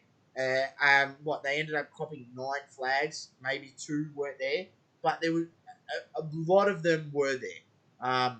And you can't blame the refs at the end of the day, you can't. and because a That lot of that was their own mistakes. Correct. So, yeah, credit Tampa Bay Buccaneers. Brady's the GOAT. Brady was the system in New England. There's no doubt about that. And yeah, on to next season. And for the card punters out there, start looking up guys that you want to buy. This is the off season. This is the time to be looking towards some buys. There's a big gap between the end of this season and the start of next season. So prices you'll see will drop off because NBA is going to start getting more airtime. MLB starting, so there's people looking at the MLB and the American They're going to go like this. There's people still following the NBA. Obviously there's the vintage is all up at the moment, but I think that's having a moment. I think that's going to probably come down a little bit. But here's the time for you as a collector. If you want to get that Josh Allen card, go get it now. If you want to get that Russell Wilson like me, which is probably what I'm going to look at, some Russell Wilson rookie, because I missed the boat at the beginning of last season, and then I could have bought it for $250 and sold it for $650 after he went on a great start to the season, which is I'm hoping that it's something that he can do similar this season, and maybe I can make it nice ROI. So very nice. All right, beautiful. NFL is done. Moving on to probably our favorite segment these days, next to Hobby Talk, and of course Sauceys Smokey, but the Lamont of the week. Now, as you know, I like to intro it, drop it. Saucy rips the Lamont, and then he goes on a massive rant, and that's what we're going to do, because I'll tell you what's been happening.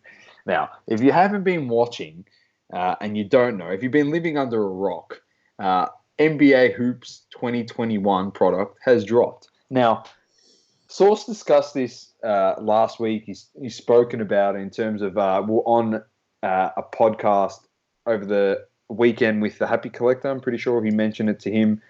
That will be dropping Friday, that podcast. But in terms of like the value of a Zon and a jar, in comparison to Hoops last year. Now, the Lemons of the week are not all the people collecting this player.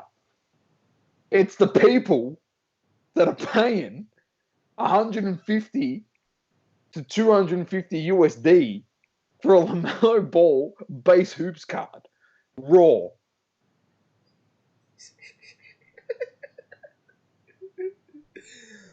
Oh, Domma. Not all of you. People are collecting LaMelo, but it's got to the point if you get LaMelo in a break, you just list it. Honestly, just list it. So, to that group of people out there that are buying these cards for this price, you are all this week's give it to them. Lemon! Terrible. Saucy, give us some insight. This has been it's been Domma, this is what we see every release. Every release. Circus, mate. It's a every circus. single release, we see the same thing. And I don't understand people out there, what are you doing? This is NBA Hoops. Like, this is like, I like Hoops. I think Hoops is better than some other products out there that are supposedly supposed to be higher than them. But a LaMelo Ball base Hoops rookie is not a $200 card. I guarantee you, Dom, in 3 months' time, this same card will be $20 or less. The card of the most value was pulled in a $4.99 teams break from our boys, Cherry Collectibles last night. Artist Proof 2021 NBA Hoops LaMelo Ball 1 of 1. That is the card that has the value. Not just some generic base card that you're going to freaking rip out of a box. That card is the card, and congratulations to them as a shop and to the person that pulled that card. For $5. $5, mate. Teams break. That's elite. Love of life. That's elite. But yeah, all those people out there, you are a bunch of lemons. What are you doing paying $150 to $200 for a LaMelo Ball base hoops card? You are lemons. 100%. Absolute lemons. Simple as that. There's nothing else to get into it. Just stop doing that. And just a cheeky little small lemon. Obviously, it goes to Tyrann Mathieu for his drawing at Brady as well. Just a little tiny dig at him. Anyway, let's get to hobby talk. I know a lot of people literally they wait for this moment every week on the podcast, and there's a bit to get through. We discussed this, and we're like, you know what? Not much has been happening too much in the hobby, and we're like, obviously big record sales, and Golden Auctions did a $33 million weekend. Yeah, that's a weekly thing. You know what I mean? So. But then we start to see a few trends about a few things that we've discussed previously on this podcast. And we're like, yeah, we'll talk about that. Then we're like, well, we're seeing a lot of Top Shot stuff going around. All right, we'll talk about that. And then this morning,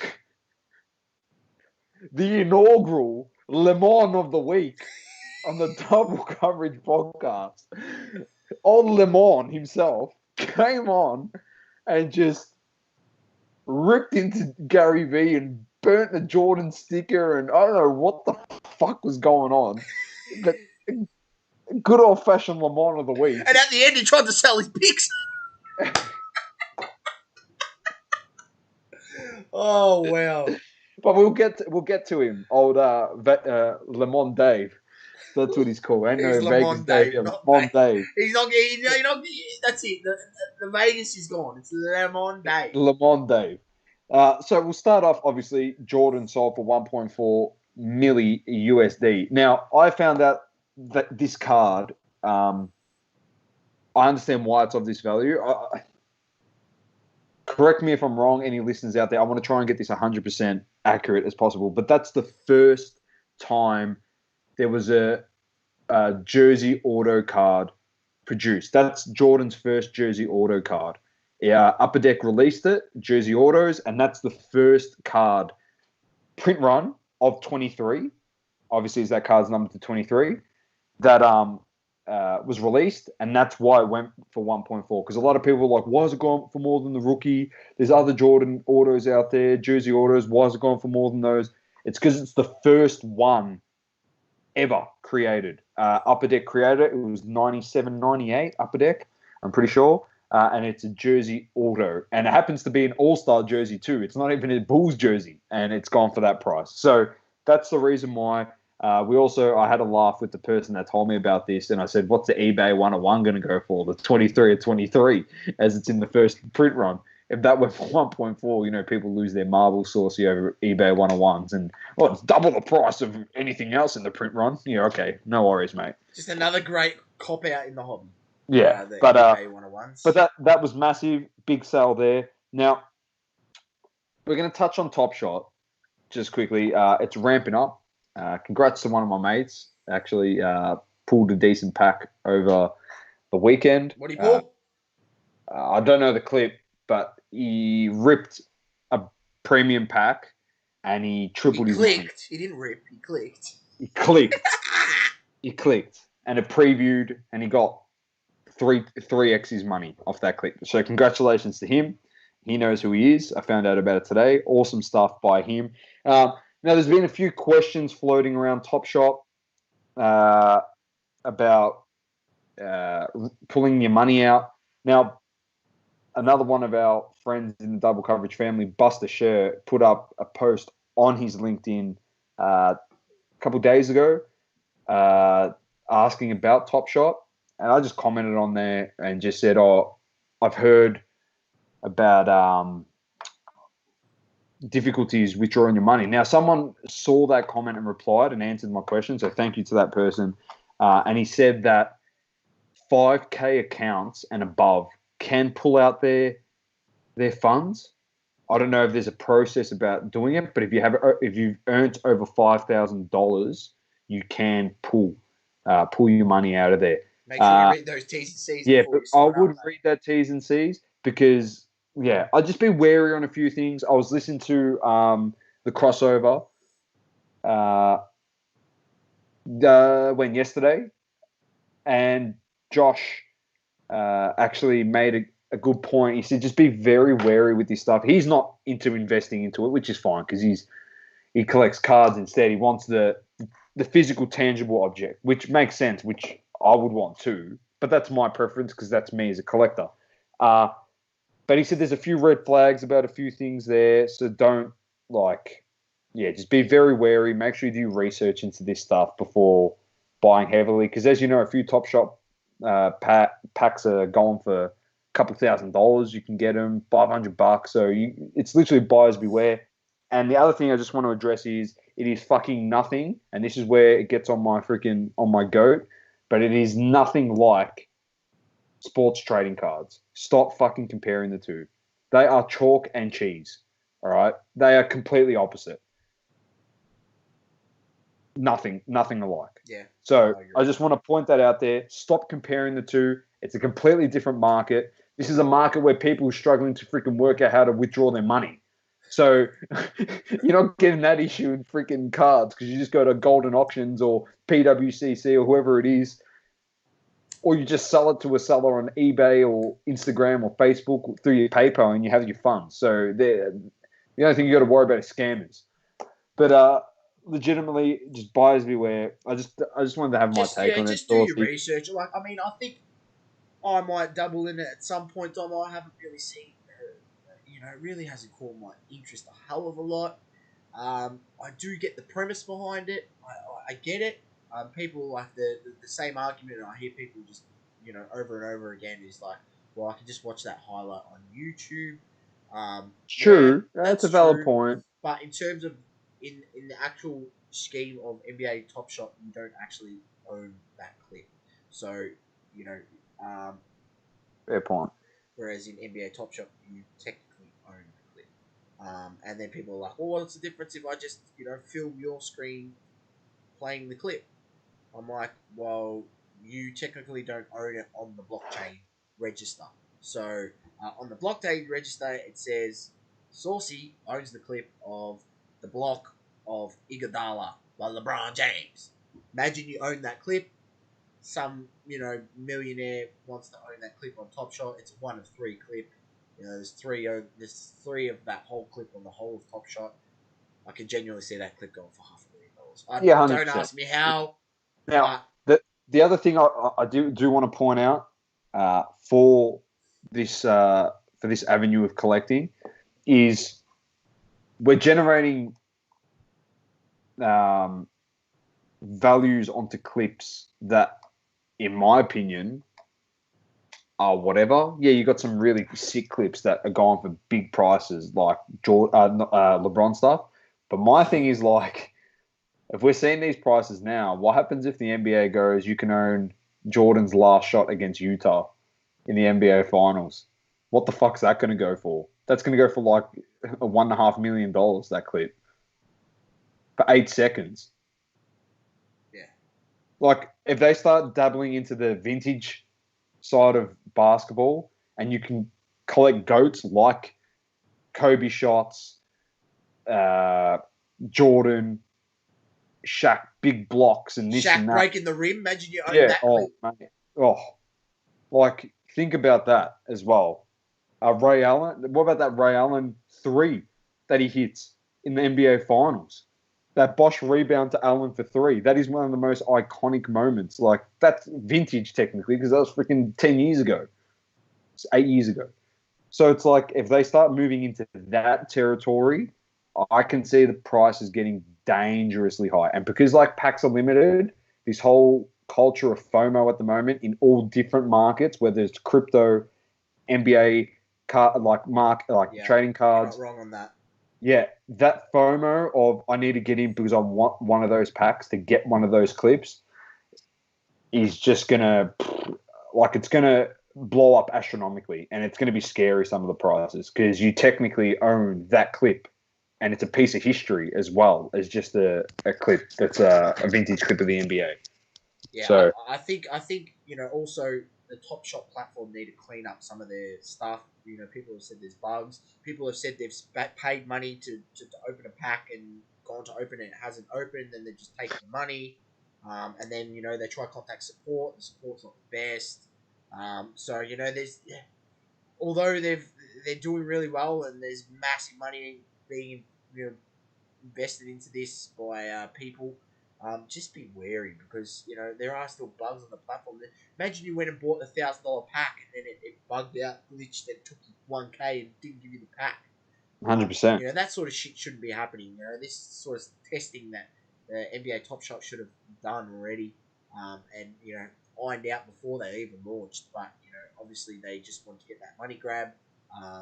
It's working. It's working. Yeah. They're just rolling with it as it goes, and then they're killing it. But be wary, do your research, as we said. Now, the next thing, Sauce is going to do something about this on the socials in terms of going back in time and literally grabbing the clip and putting it out there and just showing you that it was a real thing. It wasn't a figment or bullshit or where it was like comparing markets. This is what we're trying to do on this show as well to help you out as Double Coverage family or anyone else in the hobby. Just trying to give you ideas of trends and where the market is going. Fortunately for enough, we picked this trend up probably 2 months before anything really happened. And when it kind of like spiked, Sauce and I were like, oh, it's too much for that card. Where in hindsight, we should have just said, fuck it, we'll pay $600 for the card. And now some of those cards are worth $10.5K. But it was vintage NFL cards. Jerry Rice, Troy Aikman, Barry Sanders, Lawrence Taylor, Joe Montana, John Elway. We were onto this. We said it, collect it. Two of Sauceys Smokies were a Troy Aikman and a Barry Sanders. And we said, this is all we can afford at the moment, but if you want to spend the PSA 10 money, go buy the PSA 10. Go buy these guys, Montana, Marino, all these guys. We were just saying, go collect the GOATs. And now, if you were buying them, fortunate enough for Sauce and I, Sauce got Barry Sanders, as you've seen. I got a Barry Sanders PSA Troy Aikman at 100 USD, and now they're trading at 400. Got an Aikman. We got them at around about 50 to 60 USD, Domma, and now they're trading at about 170. As a PSA 9, I still think Aikman's undervalued. Undervalued. I still think that card should be a lot more, especially for a QB. Montana's over around 10K. Lawrence Taylor's fucking, you can't even touch him now. We were just like, oh, we don't want to spend $400 on a Lawrence Taylor or 550 USD on a Lawrence Taylor PSA 9 or PSA 10 was like $800. No. Now Lawrence Taylor, his short spike got him to 5.5K. I'll be interested, or maybe that's his top. I think it's more than that now. I looked at Terry Bradshaw getting some of his cards. Can't touch that now. It was a boat that we missed for a few players, but we were able to secure a few, and hopefully by some of those Smokies, you could see the trend of, because at the time, NFL didn't have its chance, and we kept saying NFL hasn't had its moment yet. It's been all NBA, because the bubble, this and that. The COVID hit after the Super Bowl last year, you know what I mean? So we've seen no football. And it got its moment, and if you did get in, you're reaping the rewards right now. So, of the vintage guys. Yeah, even a PSA 9 at the moment for Lawrence Taylor, Domma, is going for 1,200. PSA 10's going for, just had a look at it, last sold 11K. There you go, it's doubled since I saw it last at a PSA 10. Right, and when we looked at the PSA 9s, what were they going for? They were probably going for about 300, 400. 300? Yeah, 350 I think they were, and I was like, don't really want to, but sometimes you got to take the bull, take the punt. I did it with the Barry Sanders. I jumped in at 100 for a PSA 9 Barry Sanders score rookie. The Troy Aikman, I went in on him because he's QB, and I really like that he's won 3 Super Bowls for Dallas Cowboys. And then the other one, we mentioned these guys, Jerry Rice, obviously Dan Marino. And yeah, we just hope people out there at that point were listening. I believe it was on podcast 7 and 8 when we talked about these vintage NFL guys.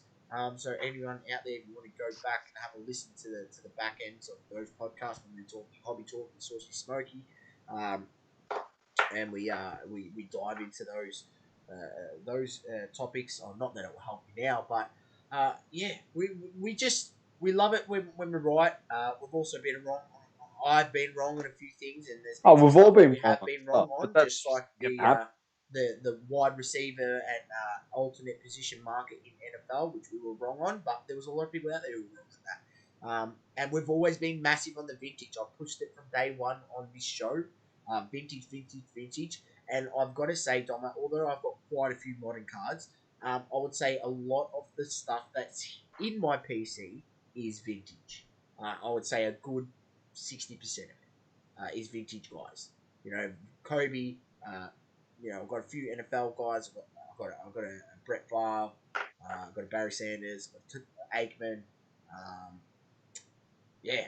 So that's good. On the vintage side for basketball, obviously I've got the Shaqs, Tim Duncan, Kobe.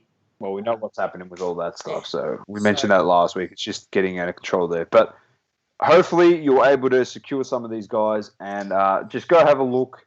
You may be able to, in the off season, I'd have a look at their prices now, and during this off season they may dip, and you may be able to secure some of your favorite vintage guys. So just stay onto that and just monitor it. Now let's get to the real fun part. I was thinking of saying let's do a fan question this week, but it might go in a bit too long because the next 2 things we're going to talk about could be a bit of discussion, especially the last thing, because tell you what, Saucy got fired up over a couple DMs. There's been a bit of back and forth going on. Well, it was not even an instigation. It was like a fourth. Sauce went back, and then there's no reply because he shut the person down completely, and he's got no fucking response because he's going to look like a fool. Anyway, we'll get to that. But let's start with Lamont Dave. Now, he's come out, and he said what he said. It's going to crash by 2024. Everyone panic. Get rid of all your cards so Lamont Dave can go buy them all. That's why I want you to fuck them off. So he can buy them all. So in 2024, he has the market share, over the hobby, and he just dominates it. He's just whatever. People bagged him over Derek Carr's and this, and they made a good point. Derek Carr has gone up, so who cares if he invested in those? He's made his money from those cards, so he sells them at a profit. The thing you got to look at, and you got to dissect, is all the other stuff, like the Gary V thing. That's a whatever. Like their opinions, they're entitled to their opinions. You got to understand this. I'm not defending Vegas Dave. We gave him a fucking Lamont of the week last week. You know what I mean? Like we're not big fans of this bloke, but there's a few things that he touched on that, if you're big fans of us and big fans of people in the hobby, real trusted people in the hobby, we've been telling you this. So unless you're going to hate on us and a big, vast majority of hobbyists that talk about this on their podcast, I agree to him to an extent with one thing that he mentioned on there, because we spoke about this last week, but we said a different name that actually holds respect in the hobby, and that's why we probably didn't get any feedback from it. Now, we have said in the past, everyone said in the past, go listen to our podcast with special guests, Hoj, a good mate of ours, everyone, like, these are respected people in the hobby that have been doing it longer than us. And now we're starting to get our time in, and hopefully you start listening to us. But we've always said the market is going to correct itself. We never said it's going to crash. It's not going to be like this freaking mortgage bonds or whatever the fuck he's talking about, and then he's selling his bloody tips at the end. We ain't doing that shit. Fucking Lamont Dave over there. It's not going to crash to that extent where it's like 1% of the whole market are going to be screaming rich, and then the other 99%, as Gary Vee says, will be holding the bag. But Gary Vee, he's right. He did say 1 in 4 or 3 in 4 will be left holding the bag because they don't know, they're not educated enough in the hobby to know when to sell the card and when to hold it if they're flipping. I disagree with him that it's going to be 1% of the hobby are like holding cards and this is all useless now and everyone's going to fucking lose their money and the hobby's going to go to shit and then everyone's going to leave the hobby. But I do agree in terms of what we've said is there's going to be a correction at some stage. And we've seen it now, kind of, because vintage has now come up on top and now modern guys have gone down. It's like, it's just done a flip. So it's literally balancing the like correction this. that I was We were talking up about in this arms, for Domma. I couldn't believe. Remember, Domma, do you Podcast remember when I was talking one or about two. Zion hoops cards selling for more than freaking Kobe Bryant's hoops cards? I was talking about Zion hoops cards selling more than Shaq hoops cards. Well, let me just tell you, Domma, that has flipped beautifully, and I really hope some people out there took my will to express that. And 100%. screaming and the amount of times I Now, got frustrated over it. But honestly, at the moment, it is a seesaw in terms of the correction. It's ebbing and flowing. Eventually, it's going to ebb and flow, but vintage will come out the winner. And as our boy that we love, Gary Vee, said, he collects 80% vintage, 20% modern. Yeah? And you talk to people that are really into this hobby, and we know a lot of these people, when we talk to them, they're collecting vintage. A lot of new people coming into the hobby are like, we want Zion, we want LaMelo Ball, and they're paying these inflated prices. Now, the only thing I agree with Lamont Dave is on one thing, and he nailed it. All right? As much as everything else he said was pretty, like, I was like, you're a freaking clown. And then he went and burnt the card, and then he bagged Gary Vee with the freaking Jets helmet at the end, and he's doing all this shit.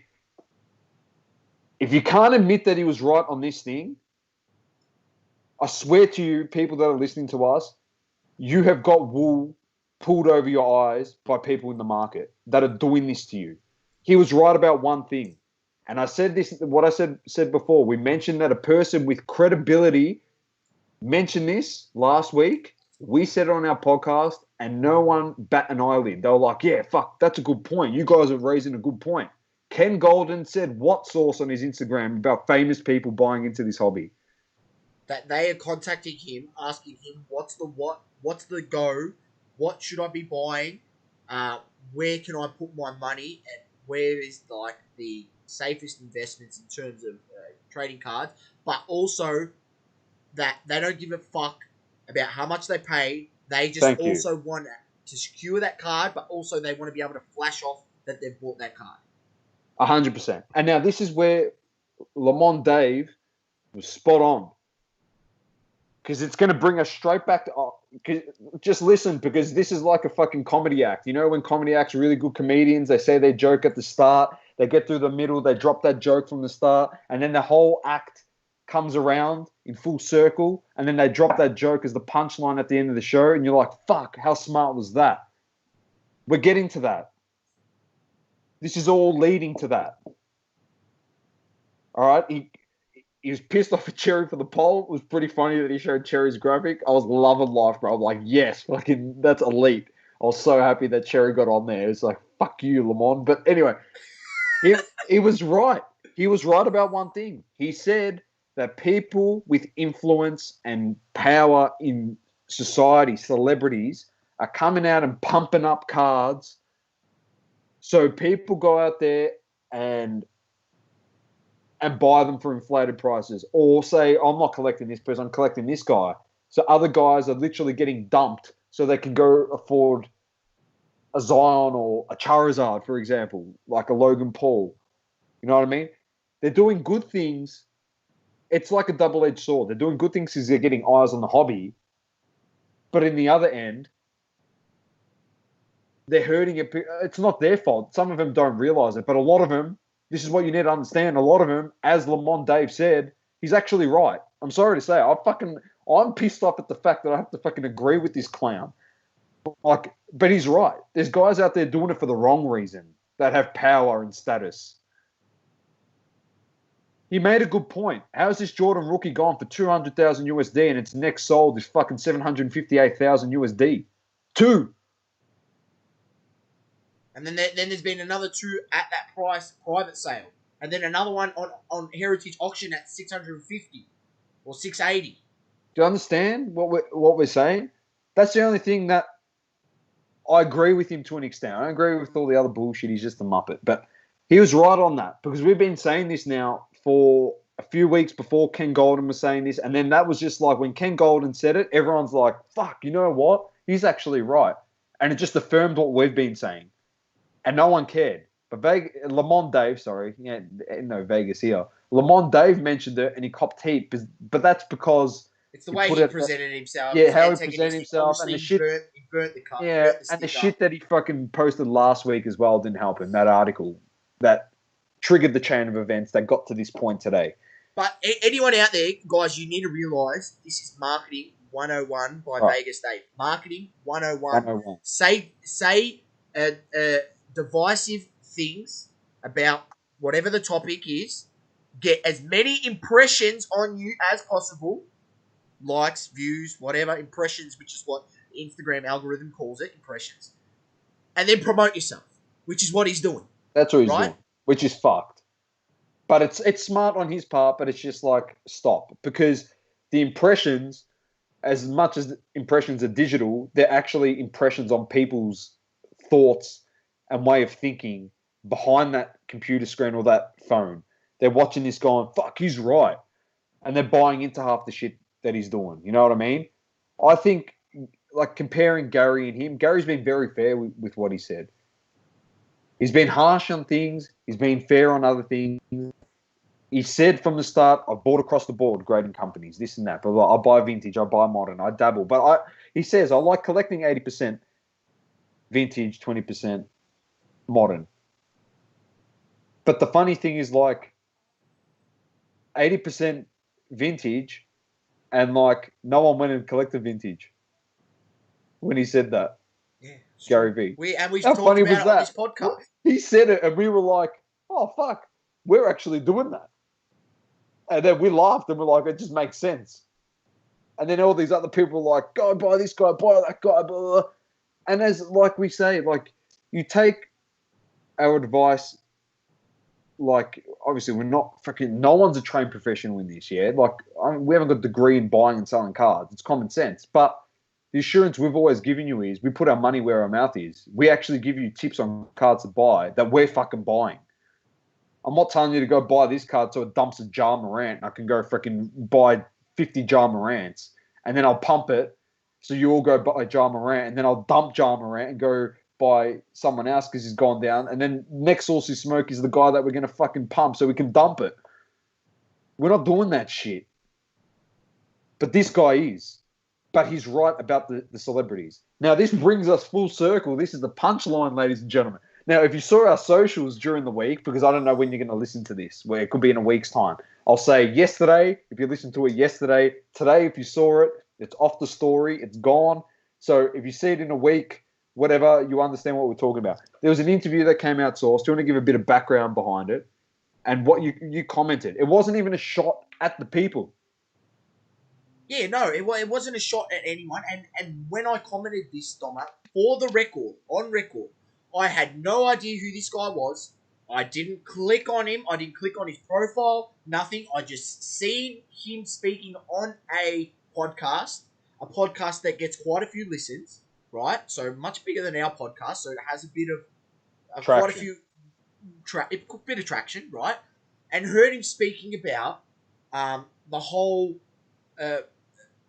grading of cards and grading companies, and you know, and he talks about, and he literally says the words, if it ain't PSA, don't bring it my way, right?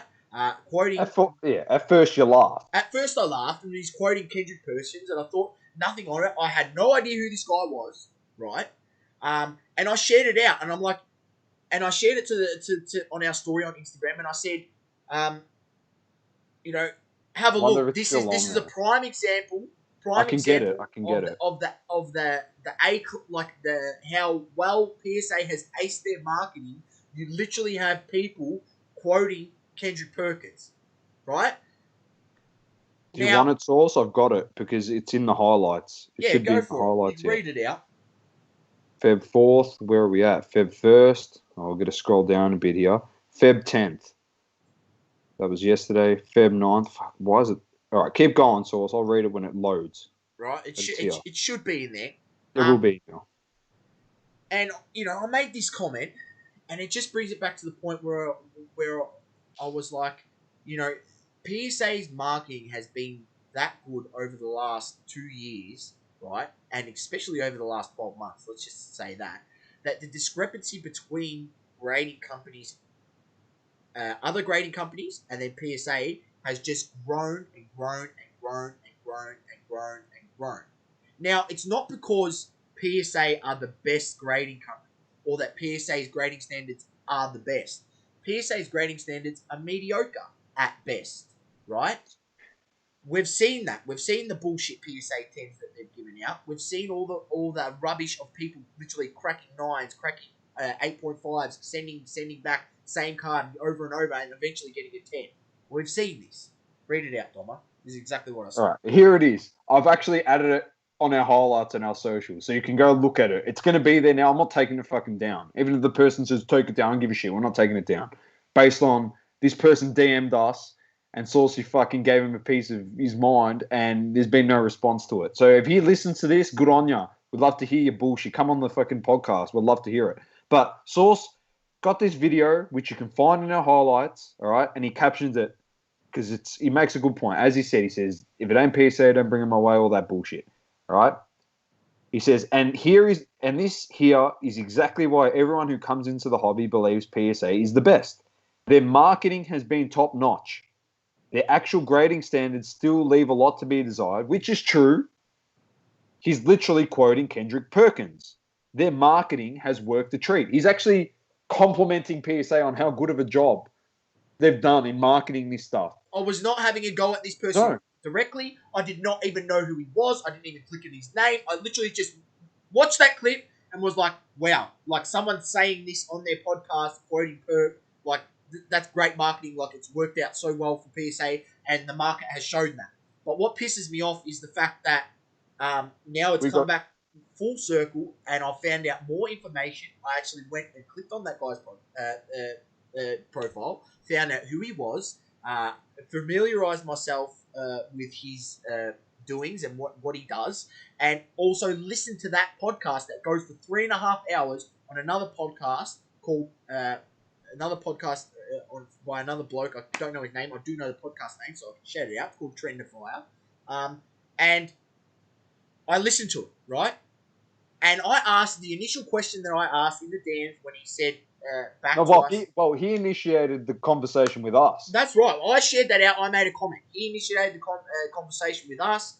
I said to him, he said, what are you talking about? He said, what are you talking about? I am so-and-so's marketing manager, right? No names to be named here. I'm not fussed about that. I can name him out. You can go see who he is on our highlights, right?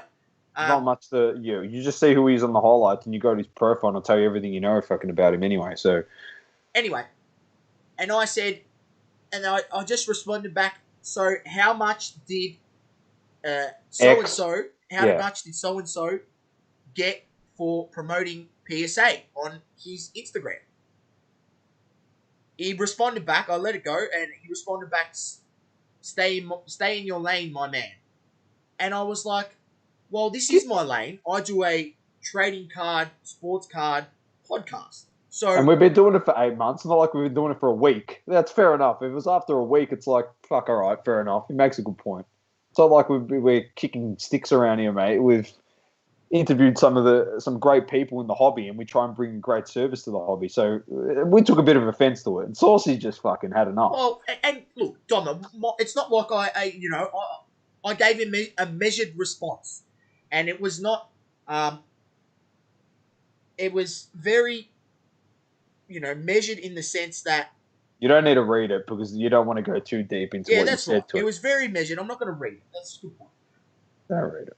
And I just sort of said to him, I don't think you understand where I'm coming from. By people like you doing this, people who have stature, people who are famous, and it brings it back to full circle how we talked about these famous people, pumping up PSA as the be-all and end-all grading company. Now, every new head that comes into the hobby sees the price discrepancy between PSA and all the other companies and just thinks PSA is the best because they sell for the most. But that's technically and factually wrong. It doesn't mean that they are the best at grading cards or they have the best grading standards. If you ask us, and we've spoken to the CEO of HGA and he's run statistics on this, they actually give out PSA 10s at a 600% rate. That's compared to BGS, which is like 4%, and HGA, the new grading company that grades by artificial intelligence, AI, is like 5% or 6%. Don't get me wrong. But when you've got one grading company who's supposed to be the be-all and end-all grading company giving out 595% more 10s than one grading company is giving out 10s, what the hell does that tell you?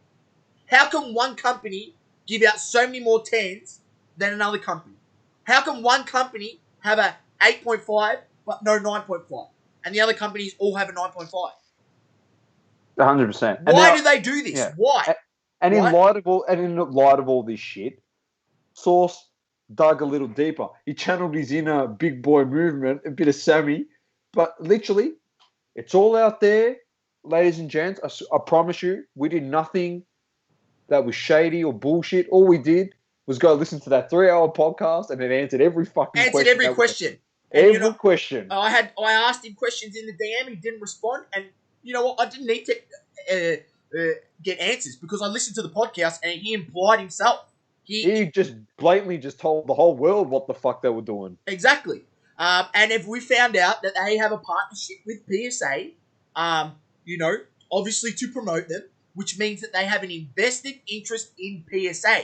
Now, if someone that has 2 million, 3 million followers starts pumping up PSA on their thing and saying, certain things. He's saying certain things and pumping up PSA.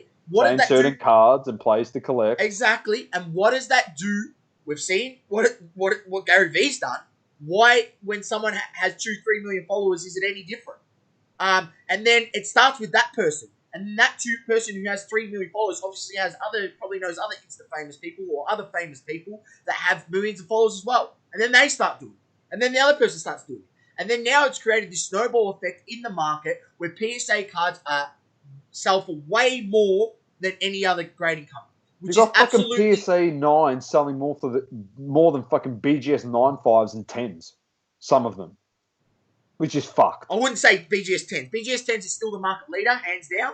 But when you've got PSA 9 selling for the same as BGS 9.5s and people literally saying, I'd rather have a PSA 9 than a BGS 9.5, you are deluded. Like, you have been brainwashed so heavily by these people that are promoting and pumping up PSA and propping it up. And don't forget, they have an invested interest because they have a partnership with PSA. Right? And this individual said what, Sauce? On the podcast about his invested interest. How many cards did he send? He only buys PSA, first of all, he said. And he said he sent somewhere between, at least minimum 3K cards to PSA, and we've got to deal with PSA. PSA really looks after us. That's the thing. Now, there's a few things that I can take from that, and one of the things is, does that mean they look after them in the sense that because they're famous, they expedite their orders faster than the average Joe? Maybe. We don't know. It could be. Hey, you've got stature. You're promoting for them. Fuck it. We'll push your orders through. That's a big kick in the face to all the people that have been waiting 8 fucking months for the cards. Yeah?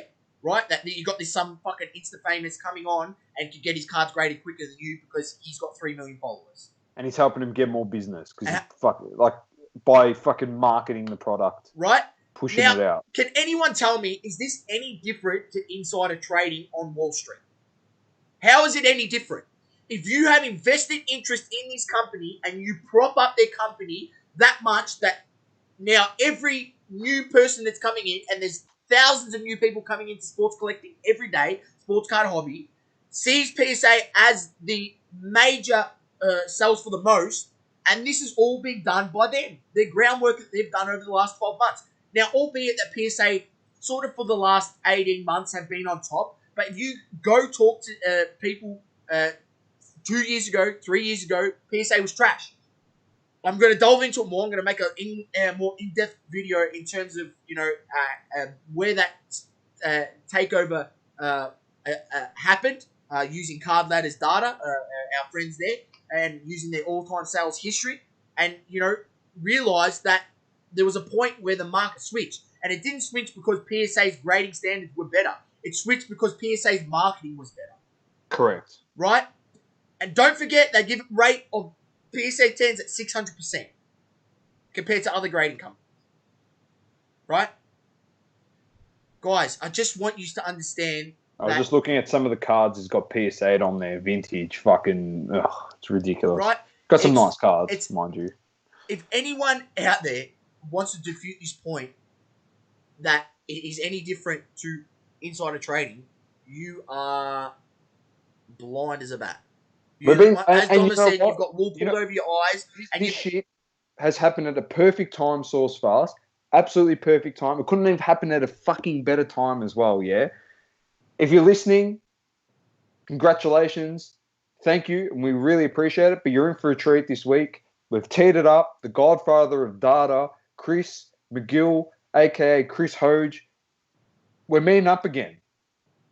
Don't worry, we'll be asking him this, and we'll be putting it to him like this. And Chris, he's straight out with us. If he says, no, you know what, you're probably off on that, he's got more experience than us, and we take that. We respect that opinion and what he has to say to us, and we learn from him. He's a teacher to us.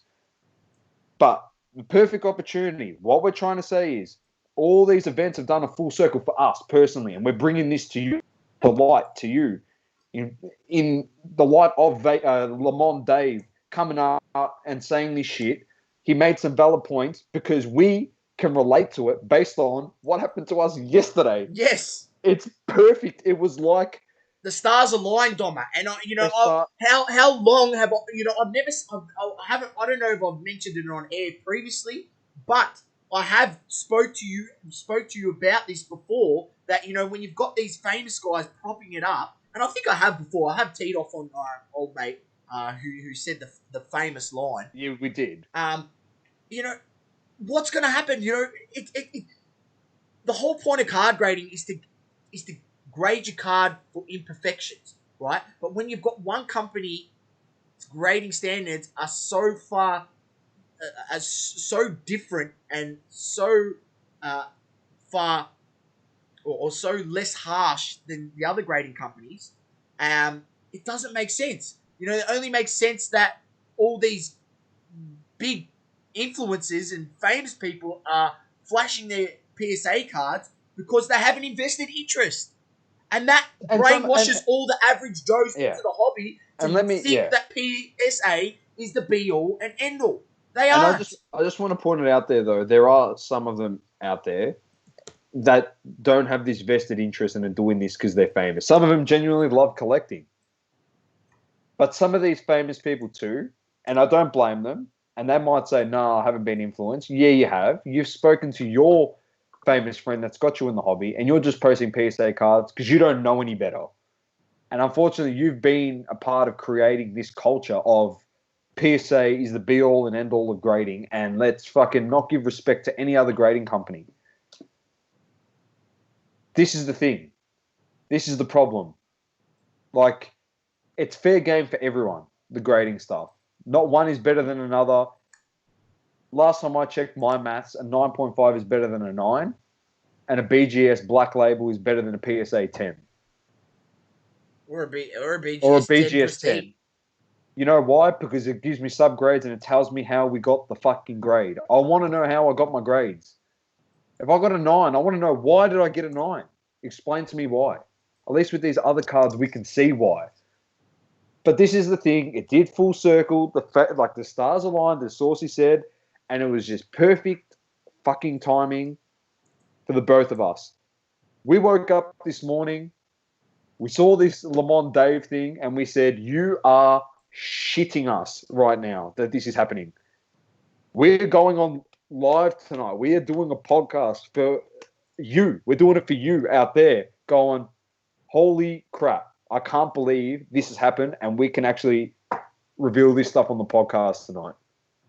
We could not believe it. Does not get any better than that for us in terms of like breaking stories.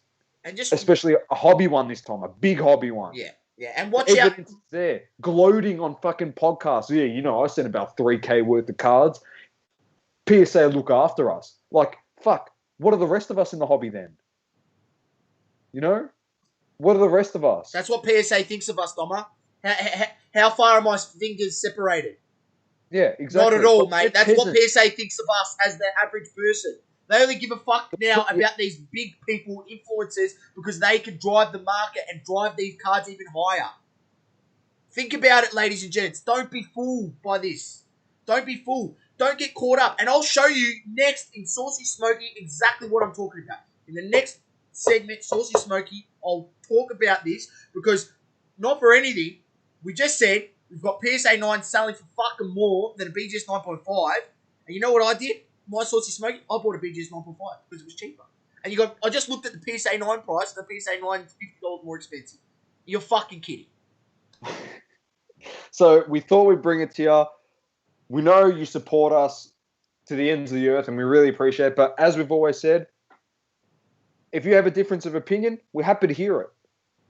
We're not going to slander you for it. That's your opinion. That's fair enough. We respect you as listeners, and we'd love to hear it. And as we said to people that we call out, and we're not slandering, we call them out, and we literally call them out, mate. Like, people are too scared. They're too busy going one way because they're scared their channel's going to get shut down and they're going to lose all their followers. Be genuine with the people that The only reason I call mate. this out, Domma, Right? is because I've spoken about this before, and now it's funny enough that with my investigation and looking into it, everything that I have said and I've mentioned and said about these influencers and shit, about PSA and them propping it up because they've got invested interest, has come full circle. And it's just unbelievable. Look out in the next week or so. I'm going to have a proper video dedicated to this, mentioning this, cutting the clips from the podcast, and then going... He's going to make a fucking mini movie. We're going to send it to Cannes Film Festival and try and win some awards with this shit. Investigation skills. It's going to be it's going to be a 60-minute special. Under investigation, hobby crime, insider trading. Fucking hell, Wolf of Wall Street here. So literally, I don't know. It's just being nuts. But as we said, we just want to tell you because we were kind of shocked. But as we said, don't always just follow one side of the argument. Look at everything in the hobby. People trying to bring good content, and don't just agree with someone because that's the common thing. As I said, and we summed it up perfectly in this segment, we disagree with Lamont Dave, but we agreed to one point because it perfectly aligned with things that Ken Golden said, with things that we've been saying. So to an extent, it makes sense. And then from that, it trickled down to the PSA thing that we found, which, once again, we're going to mention it and put on the record. We said nothing slanderous. We actually commended a company for once. We commended PSA. And came at us, mate. That's what I was going to say. They initiated the contact with us. So that's fine. Gladly do it. Saucy ripped you a new one. We're happy to have you on the podcast, and you can defend yourself. As we say, you don't like it, come on the podcast. Tell us why you don't like it, and we'll have a great discussion about it. But until then, bad luck. Anyway, here we go. Next topic. Sauceys Smokey. Let's get into it. Let's talk about this card that is severely undervalued compared to a PSA 9. It's undervalued. Oh, yeah. So, Domma, what's happening? All right, mate? Because obviously we've had to switch over to the freaking. Oh no! So of course, I forgot. This is the one I actually forgot to set this up. So I'm in the process. So just I'll have a chat about it. I'm setting it up in the moment at the moment, so I can actually bring up the card on screen, as I usually do with my web browser and the little mini of us in the corner, on the side. But Domma, I was going through and I was like, You know how I like to find those alternate rookie cards. And here's another one that I found. Alternate rookie card of a guy that's, well, let's just say everyone's so hyped about him. Hyped at the moment about him and what he's doing at his new ball club over there in the East. He's Speaking of his new ball club, give me a second. I'm going to go grab some stuff. So keep going. He's switched over. He's switched over to his new ball club, and he's balling out.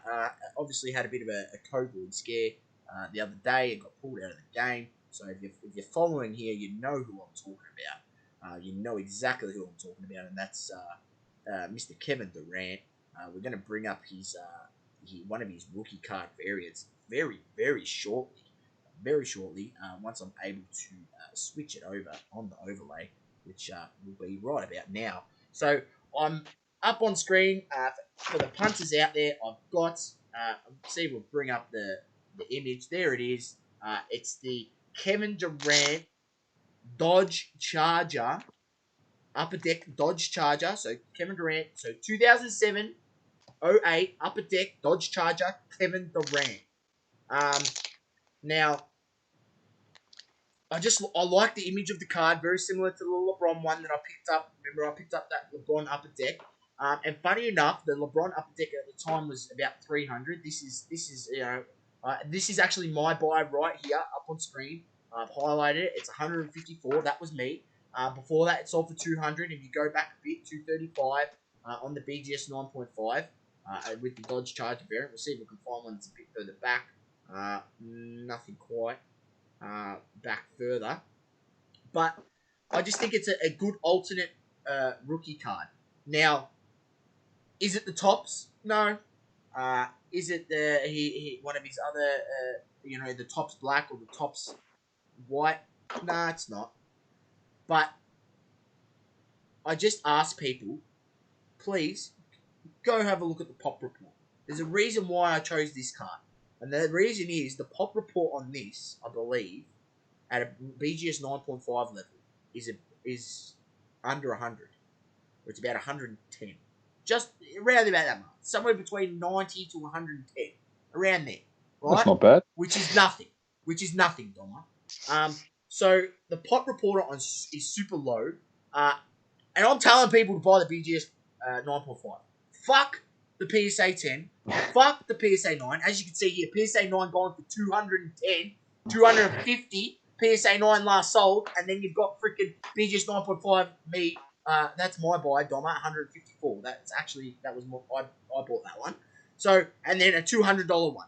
Now, you're telling me that their BGS 9.5 is selling for the same as PSA 9. You are ludicrous. Does your BGS 9.5 tell you how you got your BGS 9.5? Yes, it does. It tells you. It has subgrades. It has some inklings in how you got it. Now, the PSA 10's gone for 400. Last sold 405. You had a sale before that, 550. A sale before that, 500, 430. The pop report on the PSA 10's also super low. So, I mean, if you are a PSA D rider, then by all means, go grab the PSA. But I'm trying to bring you value, and I genuinely think there's so much value in the BGS 9.5. The fact that I'm getting a BGS 9.5 for 155 USD, and a PSA 10 is going to cost you nearly just over 3 times that amount. It's ridiculous. It's ridiculous if you ask me. And this is all comes back full circle. It's all done by those influencers and PSA's marketing. Not all done by that, but PSA's marketing. And the use of these influencers on IG, especially because that's where a large part of the hobby community resides. On IG, massive platform. So there it is, Domma. 2007 Kevin Durant Dodge Charger. I'll bring it up one more time. There it is. Very nice. We'll see if I can even. There it is. We can even get it in closer. Bang. Oh, let's get close. There we go. Oh, that's mine. Right there. Last Very nice. It's got corners of a 9, surface of a 10, centering of 9.5, and edges of a 9.5. And that's how I got my 9.5, ladies and gents. I was not 0.5. But if I had the 0.5 on there, I still got 9.5 because it's the average. But That's a mate, nice looking car. it's a Kevin Durant rookie that has a pop of around 100. So that's what I'm looking for. I said that when I did the Zion Smokey a few weeks ago, a Zion card with a pop 1,000 or less. And this card's no different. I'm looking for low popped cards. And yeah, I just genuinely don't see how this card goes massively up in pop. I think you can still buy some packs of this product out there, like there is any packs. But yeah, I just think it's one that's undervalued. And for $150, even if you hate Kevin Durant and you hate him because he's a snake, doesn't matter. You buy it now. I like it. Brooklyn is making the playoffs, no doubt. Brooklyn is making it past the first round of the playoffs. Brooklyn is most likely making it to the Eastern Conference Finals, let's be honest. Even with their shit defense, right? And that's where it's your opportunity to sell it. 100%. I if agree. you don't like it. So, There you go. Sauceys Smokey. All right. Beautiful, mate. Very nice.